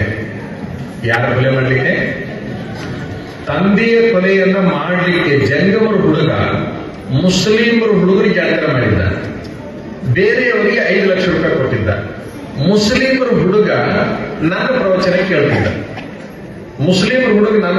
ಕೇಳ್ತಿದ್ದ. ತಂದೆಯ ಆಸ್ತಿನ ಮೋಸದಿಂದ ಅಷ್ಟು ಭರಿಸಿಕೊಂಡಿದ್ದೀವ. ತಂದಿನೇ ಕೊಲೆ ಮಾಡಿಸಬೇಕು ಅಂತೇಳಿ ತೀರ್ಮಾನ ಮಾಡಿದ ಮನುಷ್ಯ 5 ಲಕ್ಷ ಕೊಟ್ಟಿದ್ದಲ್ಲ, ಆ 5 ಲಕ್ಷ ಕೊಡಲಿಕ್ಕೆ ಮುಸ್ಲಿಮರ ಗೆಳೆಯನ್ನ ಕರ್ಕೊಂಡು ಬೆಂಗಳೂರು ಹೋಗಿದ್ದ. ಸುಪಾರಿ ಕೊಡುದು ಅಂತ ಅವ್ರಿಗೆ ಕೊಟ್ಟು ಬಂದಾರ ಬೆಂಗಳೂರಾಗ. ಯಾವಾಗ ತಂದೆಯನ್ನೇ ಕೊಲೆ ಮಾಡಿಸ್ಲಿಕ್ಕೆ ಇವ ಕೊಟ್ಟಾನಪ್ಪ ಅಂತಂದ್ರೆ ಇವ್ನ ಹೆಂಗರ್ ಮಾಡಿ ಬದಲಾವಣೆ ಮಾಡ್ಬೇಕು, ಇಲ್ಲ ಇವ್ನ ಗೆಳತನ ಬಿಡಬೇಕು ಅಂತ ಅವ ವಿಚಾರ ಮಾಡಿದ. ಯಾರ ಹಾವೇರಿಗೆ ಹೋಗ್ಬೇಕಾದ್ರೆ ಅವ್ರ ಫೋನ್ ನಂಬರ್ ಕೊಡ್ತೀವಿ ನಿಮ್ಗೆ, ಹೋಗಿ ಭೇಟಿ ಆಗಿದ್ದಾರೆ. ಒಂದು ಪ್ರವಚನ ಏನ್ ಮಾಡುತ್ತೆ ಗುರುಗಳು ಅಂತ ಕೇಳ್ತೀನಿ ನಿಮ್ಗೆ. ಆಶ್ಚರ್ಯ ಅಂತಂದ್ರ ಆ ಮುಸ್ಲಿಮರ ಹುಡುಗ ಇವ್ ಏನ್ ಮಾಡಿದ, ನೀನು ಸುಪಾರಿ ಕೊಟ್ಟಿಯಲ್ಲಪ್ಪ ಸರಿ, ಇದು ಒಂದು ಪ್ರವಚನ ಕೇಳು ಅಂತೇಳಿ ನಮ್ದು ತಂದೆ ತಾಯಿ ಅನ್ನೋದೊಂದು ಸಬ್ಜೆಕ್ಟ್ ಐತಿ. ಮೊಬೈಲ್ನಾಗ ಬರ್ತೈತೆ ತಂದೆ ತಾಯಿ ಅನ್ನೋದೊಂದು ಸಬ್ಜೆಕ್ಟ್ ಐತಿ. ಎಲ್ಲ ಇದ್ರೊಳಗೆ ಗಂಡ ಹೆಂಡತಿ, ತಂದೆ ತಾಯಿ, ಉದ್ಯೋಗ, ಶಿಕ್ಷಣ, ನಿಮ್ಗೆ ಏನ್ ಕೇಳ್ತೀರಿ ಎಲ್ಲ ಸಿಗ್ತೈತಿ. ಆ ಪ್ರವಚನ ಕೇಳಂತಂದಾಗ ಅವ ಎಷ್ಟು ಕ್ರೂರ ಇದ್ದ ಜಂಗಮರವಾಗಿದ್ರು ಕೂಡ ನಾನು ಯಾವ ಸ್ವಾಮಿ ಪ್ರವಚನವನ್ನು ಕೇಳೋದಿಲ್ಲ, ಸಾಧ್ಯನೇ ಇಲ್ಲ. ಮುಸ್ಲಿಂ ಹುಡುಗ ಅಂತಾನ, ನೀನು ಪ್ರವಚನ ಕೇಳೋದಿಲ್ಲ ಅಂತಂದ್ರೆ ಇವತ್ತಿನಿಂದ ನನ್ನ ನಿನ್ನ ಗೆಳತನ ಇಲ್ಲ ಅಂತ ಅವ ಅಂತ. ನನ್ನ ಗೆಳತನ ಬೇಕು ಅಂದ್ರೆ ಪ್ರವಚನ ಕೇಳಬೇಕು, ನಾ ಕೇಳೋದಿಲ್ಲ ಅಂತ. ಹಂಗಾರೆ ನಾನು ನಿನ್ನ ಕೂಡ ಬರೋದಿಲ್ಲ ಅಂತೇಳಿ ಅವ ಗಾಡಿಯಾಗಿಂದ ಇಳಿದ. ಮುಸ್ಲಿಂ ಹುಡುಗ ನಾ ಹೇಳಕತ್ತಿದ್ದೆ, ಇಳಿದವ. ಅನಿವಾರ್ಯವಾಗಿ ಅವನ ಗಾಡಿಯಾಗ ಹತ್ತಿಸ್ಕೋಬೇಕು ಅಂತ ಹೇಳಿ ಅವ ಏನ್ ಮಾಡಿದ್ರೆ 8 ಪ್ರವಚನಗಳನ್ನ ಬೆಂಗಳೂರಿಂದ ಹಾವೇರಿ ಹುಟ್ಟು ತನಕ ನೀ ಕೇಳ್ಕೊಂತಾನೆ ಹೋಗ್ಬೇಕು, ಏನು ಮಾತಾಡುವಾಗಿಲ್ಲ. ಇಷ್ಟಂದ 8 ಪ್ರವಚನಗಳನ್ನ ಹಾವೇರಿ ತನಕ ಕೇಳಿಸಿದ ಅವನು. ಇದೊಂದು ಸ್ವಲ್ಪ ಬ್ಯಾರೇನದವಲ್ಲ ಅಂತ ಅಂದವ, ಇವೊಂದು ಸ್ವಲ್ಪ ಬ್ಯಾರೇನದವಲ್ಲ ಅಂತ ಅಂದವ. ಅಂದ ಏನ್ ಮಾಡಿದ ಅಂದ್ರ ಇಲ್ಲ ನನಗೆ ಕೇಳಕ್ ಬೇಕು ಅಂತ ಹೇಳಂದ. ಎಲ್ಲ ಕೇಳ್ಕೊಂಡ ಇನ್ನೂ ಒಂದಿಷ್ಟಿಸ್ಕೊಂಡ ಕೇಳಿಕೊಂಡು ಮುಂದೆ ಏನ್ ಮಾಡಿದ ಅಂದ್ರೆ ಅದ ಮುಸ್ಲಿಂ ಗೆಳೆಯರ ಕರ್ಕೊಂಡು ಸೀದಾ ಬೆಂಗಳೂರಿಗೆ ಹೋಗಿ, ನಾ ಏನ್ ಸುಪಾರಿ ಕೊಟ್ಟಿದ್ದೆ 5 ಲಕ್ಷ ರೂಪಾಯಿ ನೀವಂತ ಹೋಗಿ ನಮ್ಮ ತಂದೆಗೆ ಏನು ಕೊಲೆ ಮಾಡೋದು ಬೇಡ ಅಂತ ಹೇಳಿ ಅವನಿಗೆ ಬಂದು ಮುಂದೆ ಏನ್ ಮಾಡಿದ, ತಾನು ಮೋಸ ಮಾಡಿ ತಂದೆಗೆ ಆಸ್ತಿ ಅಷ್ಟು ತನ್ನ ಹೆಸರಲ್ಲಿ ಬರೆಸಿಕೊಂಡಿದ್ದಲ್ಲ ಅದನ್ನ ಎಲ್ಲದನ್ನೂ ತಂದೆ ಹೆಸರಲ್ಲಿ ಟ್ರಾನ್ಸ್ಫರ್ ಮಾಡಿ ಆ ಎಲ್ಲ ಕಾಗದ ಪತ್ರಗಳನ್ನ ತೆಗೆದುಕೊಂಡು ಅವ್ರ ಅಪ್ಪನ ಹತ್ರ ಹೋಗಿ ಆ ಎಲ್ಲ ಕಾಗದ ಪತ್ರಗಳನ್ನ ಅವನ ಕಾಲಿಗಿಟ್ಟು ನಮಸ್ಕಾರ ಮಾಡಿ ನಾನು ಬದಲಾವಣೆ ಆಗಿದ್ದೀನಿ ಅಂದಾಗ ಅವ್ರ ಅಪ್ಪ ಬೆವರು ಹೋಗಿದ್ದಂತ ಮತ್ತೇನು ಮೋಸ ಮಾಡಕ್ ಬಂದಲ್ಲ ಏನಂತೆ ಬಾಡಿಗೆ ಮನೆಗಿದ್ದ ಅವನು ತಾಕಟ್ಟಿನ ಮನೆ ಬಿಟ್ಟು ಹೋಗಿ ಮುಂದೆ ಏನಾಯ್ತು ಗೊತ್ತಾ, ನೀವು ಅಪ್ಪಾಜಿ ನಾವು ನಂಬಂಗಿಲ್ಲ, ಸಂದರ್ಭ ಬಂದಾಗ ನಂಬ್ರಿ ಅಂತೇನಂತ ಒಂದು 15 ದಿವಸಕ್ಕೆ ಸ್ವಲ್ಪ ವಿಶ್ವಾಸ ಬಂತು. ನೀ ಹಿಂಗಾಗಿ ಬದಲಾವಣೆ ಆಗಪ್ಪ, ಮಹಾ ಕ್ರೂರ, ನೀವು ಹುಟ್ಟಿದಾಗಿನಿಂದ ಕ್ರೂರ, ಹಿಂಗಾಗಿ ಬದಲಾವಣೆ ಆಗಿ ಅಂತಂದಾಗ ಅವ ಹೇಳ್ತಾನ, ಲಿಂಗಾಲೇಶ್ವರ ಸ್ವಾಮಿಗಳು ಪ್ರವಚನ ಕೇಳಿ ನಾನು ಬದಲಾವಣೆ ಆಗಿದ್ದೀನಿ ಅಂತೇಳಿ ಅವ ಹೇಳ್ತಾನೆ. ನಮ್ಮದು ನಾವು ಹೇಳ್ಕೊತೀವಿ ಅಂತಲ್ಲ, ಹೇಳೋ ಉದ್ದೇಶ ಪ್ರವಚನಗಳು ಕೂಡ ಬದಲಾವಣೆ ಮಾಡ್ತಾವೆ, ಪುರಾಣಗಳು ಕೂಡ ಬದಲಾವಣೆ ಮಾಡ್ತಾವೆ. ಯಾವಾಗ ನಾವು ಲಕ್ಷ್ಯ ಕೊಟ್ಟು ಕೇಳಿದಾಗ, ನಾವು ಕೇಳೇ ಇಲ್ಲ ಅಂತಂದ್ರೆ ಅದರ ಪರಿಣಾಮ ನಮ್ಗೆ ಆಗುವುದಿಲ್ಲ, ಪರಿಣಾಮ ಆಗಿಲ್ಲಪ್ಪ ಅಂದ್ರೆ ನಾವು ಬದಲಾವಣೆ ಆಗುವುದಿಲ್ಲ. ಅದಕ್ಕಾಗಿ ಶಾಸ್ತ್ರಗಳನ್ನ ಕೇಳಬೇಕು. ನಮಗೊಂದು ಬಹಳ ಆತ್ಮತೃಪ್ತಿ ಏನೈತಂದ್ರೆ ಕನಿಷ್ಠ ನಮ್ಮ ಜೀವನದ ಅನುಭವದಲ್ಲಿ ಒಂದು 10,000 ಜನ ಗಂಡು ಹೆಣ್ಣು ಬದಲಾವಣೆ ಆಗ್ಯಾವ, ನಾವು ಹುಟ್ಟಿ ಪ್ರವಚನ ಮಾಡಿದ್ರೆ ಸಾರ್ಥಕ ಆಗುವುದು ಅನ್ನುವಂಥ ಭಾವನೆ ನಮಗೆ. ವಿಶ್ವವನ್ನೇ ಬದಲಾವಣೆ ಮಾಡುವ ಒಂದು ಸಾಹಸಕ್ಕೆ ನಾವು ಹೋಗುವುದಿಲ್ಲ, ಸಾಕು ಎಷ್ಟು ಬೇಕಷ್ಟು ಬದಲಾವಣೆ ಆಗ್ಯಾವಿಲ್ಲ. ದುಡಿಯಲಾರದ ದರಿದ್ರ ಹುಡುಗರಿಗೆ ನಾವು ಕೆಲವು ಮಾತನ್ನ ಹೇಳ್ತಿರ್ತೀವಿ. ಏನ್ ಹೇಳ್ತಿರ್ತೀವಿ, ಅವರು ಎಷ್ಟೊಂದು ಹುಡುಗರು ಬದಲಾವಣೆ ಆಗಿದ್ದಾರೆ. ಒಂದು ಗೋಕಾಕದಲ್ಲಿ ಒಂದು ಭಾಷಣ ಮಾಡಿದ್ವಿ ನಾವು, 15,000 ಗಂಡು ಹುಡುಗರು ಹೆಣ್ಣು ಹುಡುಗರು ಇದ್ದರು, ವಯಸ್ಸಿನ ಎಲ್ಲ. ಅದು ತರುಣರ ಸಮಾವೇಶ, ತರುಣಿಯರ ಸಮಾವೇಶ. ಅವತ್ತಿನ ಒಂದು ಭಾಷಣಕ್ಕೆ ಎಷ್ಟು ಹುಡುಗರು ಬದಲಾವಣೆ ಆಗಿದ್ದಾರೆ ಅಂತ ನಾವು ಹುಡುಗರು ಬರ್ತಾವ ನಮ್ಮ ಮಟ್ಟಕ್ಕೆ, ಆ ಭಾಷಣ ಕೇಳಿ ನಾವು ಬದಲಾವಣೆ ಆಗಿದ್ರಿ ಅಂತೇಳಿ ಅಂತಿರ್ತಾರೆ. ಅದ್ರಾಗ ಒಂದು ಮಾತು ನಾವು ಹೇಳಿವಿ. ಏನ್ ಹೇಳಿವಿ, ಎಮ್ಮಿ ಹಿಂದ ಅಡ್ಡಾಡ್ರಿ ನಿಮ್ ಬದುಕು ಬದಲಿ ಆಗೈತಿ, MLA-ಗಳಿಂದ ಅಡ್ಡಾಡಬೇಡ್ರಿ ಅಂತ ಹೇಳಿವಿ. ಅದ್ರಾಗ 2 ಎಮ್ಮಿಯಿಂದ ಅಡ್ಡಾಡಿದ್ರೆ ನೀವು ಬದಲಾವಣೆ ಹಾಕಿರಿ, MLA-ಗಳಿಂದ ಅಡ್ಡಾಡಿದ್ರೆ ಬದಲಾವಣೆ ಆಗೋದಿಲ್ಲ. ಹಿಂಗೊಂದು ಭಾಷಣ ಇಟ್ಟರು, ಅದು ಎಷ್ಟು ಮಂದಿನ ಬದಲಾವಣೆ ಮಾಡಿದ್ದಿಲ್ಲ ಅಂತ ಹೇಳಿ ನಮ್ಗೆ ಖುಷಿ ಆಗಿದೆ. ಗಂಡು ಹುಡುಗರಿಗೆ ಹೇಳ್ತಿರ್ತೀವಿ ನಾವು, ಏನ್ ಹೇಳ್ತಿರ್ತೀವಿ, ನಾನು ಗಂಡಸು ಅನ್ನುವಂತ ಗಂಡು ಹುಡುಗರು. ಗಡ್ಡ ಬಿಟ್ರೆ ನಾವು ಗಂಡು ಹುಡುಗರು ಅನ್ನೋದಿಲ್ಲ, ಮೀಸಿ ಬಿಟ್ರೆ ನಾವು ಗಂಡು ಹುಡುಗರು ಅನ್ನೋದಿಲ್ಲ, ಪ್ಯಾಂಟು ಶರ್ಟ್ ಹಾಕಿದ್ರು ನಾವು ಗಂಡು ಹುಡುಗರು ಅನ್ನಂಗಿಲ್ಲ. ಯಾಕಂದ್ರೆ ಈಗ ಹೆಣ್ಣು ಹುಡುಗರು ಪ್ಯಾಂಟು ಶರ್ಟ್ ಹಾಕೊಂಡು ಬಿಡ್ತಾವ. ಪ್ಯಾಂಟು ಶರ್ಟ್ ನೋಡಿ ಗಂಡು ಹುಡುಗರು ಅನ್ನಕ್ಕಾಗತ್ತೇನು? ಯಾವುದರಿಂದಲೂ ಈಗ ಗಂಡು ಹುಡುಗರು ಅನ್ನಕ್ಕಾಗೋದಿಲ್ಲ. ಯಾರು ಗಂಡಸರು ಅಂತಂದ್ರೆ 3 ಕೆಲಸ ಮಾಡಬೇಕು ಅಂತ ನಾವು ಬಯಸ್ತೀವಿ. 3 ಕೆಲಸ ಮಾಡೋ ಗಂಡಸು. ನಂಬರ್ 1, ಮದುವೆ ಆಗ್ತಾನಲ್ಲವ ಗಂಡು ಹುಡುಗ, ನಾ ಗಂಡಸನ್ನವ, ವರದಕ್ಷಿಣೆ ತಗೊಳ್ಳಲಾರದಂಗ ಮದುವೆ ಆಗಬೇಕು. ಅವ ನಿಜವಾದ ಗಂಡಸ್ತನ ತೋರಿಸ್ಬೇಕಾಗಿತ್ತು ಅಂತಂದ್ರೆ, ಯಾವ ಹೆಣ್ಣಿಗೆ ಕೊಳ್ಳಾಗ ತಾಳಿ ಕಟ್ತಾರಲ್ಲ ಆಕಿನ ಕಡೆಯಿಂದ ತಾಳಿ ಹಿಡ್ಕೊಂಡು, ಬಾಂಡೆ ಸ್ವಾಮಿ ಹಿಡ್ಕೊಂಡು, ಬಟ್ಟಿ ಹಿಡ್ಕೊಂಡು, ಬಂಗಾರ ಹಿಡ್ಕೊಂಡು, ದುಡ್ಡು ಹಿಡ್ಕೊಂಡು, ಒಂದು ನಯಾ ಪೈಸೆ ಯಾವ ಮುಟ್ಲಾರ್ದಂಗ ಆಕಿನ ಮದುವೆ ಆಗಕ್ಕೆ ಮನಸ್ಸು ಮಾಡ್ತಾರಲ್ಲ ಅವ ಗಂಡಸಾಗ್ತಾನ ಅಂತ ನಮ್ಮದು ಮೊದಲನೇ ಸಿದ್ಧಾಂತ. ಎರಡನೇದು ಯಾವುದು ಅಂತಂದ್ರ, ಮದುವೆ ಆದ ಕೂಡಲೇ ತಂದೆ ತಾಯಿಯನ್ನು ಹೊರಗೆ ಹಾಕ್ತಾರ ನೋಡ್ರಿ, ಅಥವಾ ತಾವ ಮನೆ ಬಿಟ್ಟು ಹೋಗ್ಬಿಡ್ತಾರಲ್ಲ, ತಂದೆ ತಾಯಿನ ಮನೆ ಬಿಡಿಸಿ ಹೊರಗೆ ಹಾಕೋರು ಅಥವಾ ತಾವ ಮನೆ ಬಿಟ್ಟು ಹೋಗೋರು ಗಂಡಸರಲ್ಲ ಅಂತ ನಮ್ಮ ಅಭಿಪ್ರಾಯ. ಇನ್ನೊಂದು ಯಾವುದು ಅಂತಂದ್ರೆ, ನಾ ಗಂಡಸು ಅನ್ನವ ಊಟಕ್ಕೆ ಕುಂತಾಗ ತಟ್ಟಿ ಒಳಗೆ ಏನ್ ನೀಡಿಕೊಂಡಿರ್ತಾರಲ್ಲ, ಹೆಣ್ಮಕ್ಳು ನೀಡಿರ್ತಾರಲ್ಲ, ಏನಾರು ನೀಡಿದ್ರೆ ಅವರು ಆ ತುತ್ತನ್ನ ಬಾಯಿ ಒಳಗೆ ಹಾಕಿಕೊಳ್ಳುವ ಪೂರ್ವದಲ್ಲಿ ಬೇಕಾದಷ್ಟು ಹೊಟ್ಟೆಸ್ತಿರಲಿ, ಆ ತುತ್ತನ್ನ ಹಿಂಗೆ ಬಾಯಾಗಿ ಹಾಕೊಳ್ಳೋಕ್ಕಿಂತ ಮೊದಲು ಗಂಡಸಾದವ ಆ ತುತ್ತನ್ನ ಕೈಯಾಗಿ ಹಿಡಿದು ಕೇಳೋದು, ನಾ ದುಡಿದ ಮೇಲೆ ಈ ಕೈಯಾಗಿ ಬಂದಿಯೋ ಅಥವಾ ಯಾರು ದುಡಿದ ಮೇಲೆ ಬಂದು ಈ ಕೈಯಾಗಿ ಬಂದಿಯೋ ಅಂತ ಆ ತುತ್ತನ್ನ ಕೇಳಬೇಕು. ನೀನೇ ದುಡಿದ ಮೇಲೆ ಬಂದೀನಿ ಅಂತ ಅದು ಅಂತು ಅಂತಂದ್ರೆ ಅದನ್ನ ಬಾಯಾಗ ಹಾಕೋಬೇಕು. ನೀ ದುಡ್ದಿದ್ದಲ್ಲ, ನೀನ್ ಹೆಂಡತಿ ದುಡ್ದಿದ್ದು, ನೀ ದುಡ್ದಿದ್ದಲ್ಲ, ನಿಮ್ಮ ಅಪ್ಪ ದುಡ್ದಿದ್ದು, ನಿಮ್ಮ ಅವ್ವ ದುಡ್ದಿದ್ದು, ನಿಮ್ಮ ಅಂತ ಮಂದಿ ದುಡ್ದಿದ್ದು ಅಂತ ಆ ತುತ್ತ ಹೇಳಿತು ಅಂತಂದ್ರೆ ಎಷ್ಟೇ ಹೊಟ್ಟೆ ಹಸ್ತಿರ್ಲಿ ಆ ತುತ್ತನ್ನ ತಾಟಿಗೆ ಚೆಲ್ಲಿ ಯಾವನು ಹೊಸದ ಹೊಟ್ಟೆಯಾಗಿ ದುಡಿಯಾಕಿ ಅಂತ ಹೇಳ್ತಾರಲ್ಲ ಅವ ನಿಜವಾದ ಗಂಡಸಾಗ್ತಾನೆ ಅನ್ನೋದನ್ನ ನಾವು ಹೇಳ್ತೇವೆ. ನಾ ಗಂಡಸು ನಾವು ಅಷ್ಟು ಕೆಲಸ ಮಾಡಿ ತೋರಿಸ್ಬೇಕಲ್ಲ. ಯಾಕಂದ್ರೆ ಯಾವ್ದ್ರ ಇರಲಿ ನಂದು ತುಂಬಿತು ಸಾಕು, ನಾನು ಹೊಟ್ಟೆ ತುಂಬಿದ್ರೆ ಸಾಕು ಅನ್ನೋರಿಗೆ ನಾ ಗಂಡಸರು ಅನ್ನೋದಿಲ್ಲ. ಅವ್ರನ್ನ ಎದಕ್ಕೆ ಹೋಲಿಸ್ತೀನಿ ಅಂತಂದ್ರೆ ಈ ಊರಾಗ ಅದಾವ ಇಲ್ಲ ಗೊತ್ತಿಲ್ಲ, ದೊಡ್ಡ ಊರಿದ್ದಂಗೆ ಕಾಣ್ತಿರ್ಬೇಕು. ರಸ್ತೆದಾಗ ಅಡ್ಡಾಡ್ತಿರ್ತಾವ ಆ ಕಡೆ ಈ ಕಡೆ ಕರ್ವಾಗಿರ್ತಾವ ನೋಡ್ರಿ. ಏನವು ಹಂದಿ ಅಲ್ಲ, ಗಟಾರದಾಗಿಂದ ತಿನ್ನುವಂತ ಹಂದಿಗೆ ದುಡಿಲಾರ್ದ ತಿನ್ನುವಂತ ಮಂದಿಗೆ ಏನು ವ್ಯತ್ಯಾಸ ಇಲ್ಲ ಅಂತ ನಾನು ನಿರ್ಣಯ ಮಾಡಿಬಿಟ್ಟಿದೆ. ದುಡದ ತಿನ್ನಬೇಕು, ಯಾಕಂದ್ರೆ ದುಡ್ದ ತಿನ್ಬೇಕು. ನಾ ಗಂಡಸು ಅನ್ನವ ದುಡ್ದ ತಿನ್ಬೇಕೆ ಹೊರತಾಗಿ ಹಂಗ ಹರಾಮಿ ತಿನ್ನೋ ಕೆಲಸನ ಅವ ಮಾಡ್ರ. ಯಾಕೆ ನಾನು ದುಡಿಲಾರ್ದ ತಿನ್ನೋ ಮನುಷ್ಯನನ್ನ ಹಂದಿಗೆ ಹೋಲಿಸಿನಂದ್ರ ಇವತ್ತಿನ ತನಕ ಸ್ವರ್ಗದ ಹಂದಿ ನೋಡಿಲ್ಲ ನಾನು. ಒಟ್ಟ ತಳ್ಳಗ ಇರೋ ಹಂದಿ ನೋಡಿಲ್ಲ ನಾನು. ಒಳ್ಳೆ ತಯಾರಿಗಳು ಯಾಕಂದ್ರೆ ದುಡಿಯಾಕೊಂಡಿಲ್ಲ. ಅವು ಇಲ್ಲಿ ಹಾಕಿದ್ರು ತಿಂತಾವ, ಅಲ್ಲಿ ಹಾಕಿದ್ರು ತಿಂತಾವ, ಹಳಸಿದ ಹಾಕಿದ್ರು ತಿಂತಾವ, ಬಿಸಿದ ಹಾಕಿದ್ರು ತಿಂತಾವ. ಯಾವ ಹಂದಿ ಹೌದಲ್ಲ?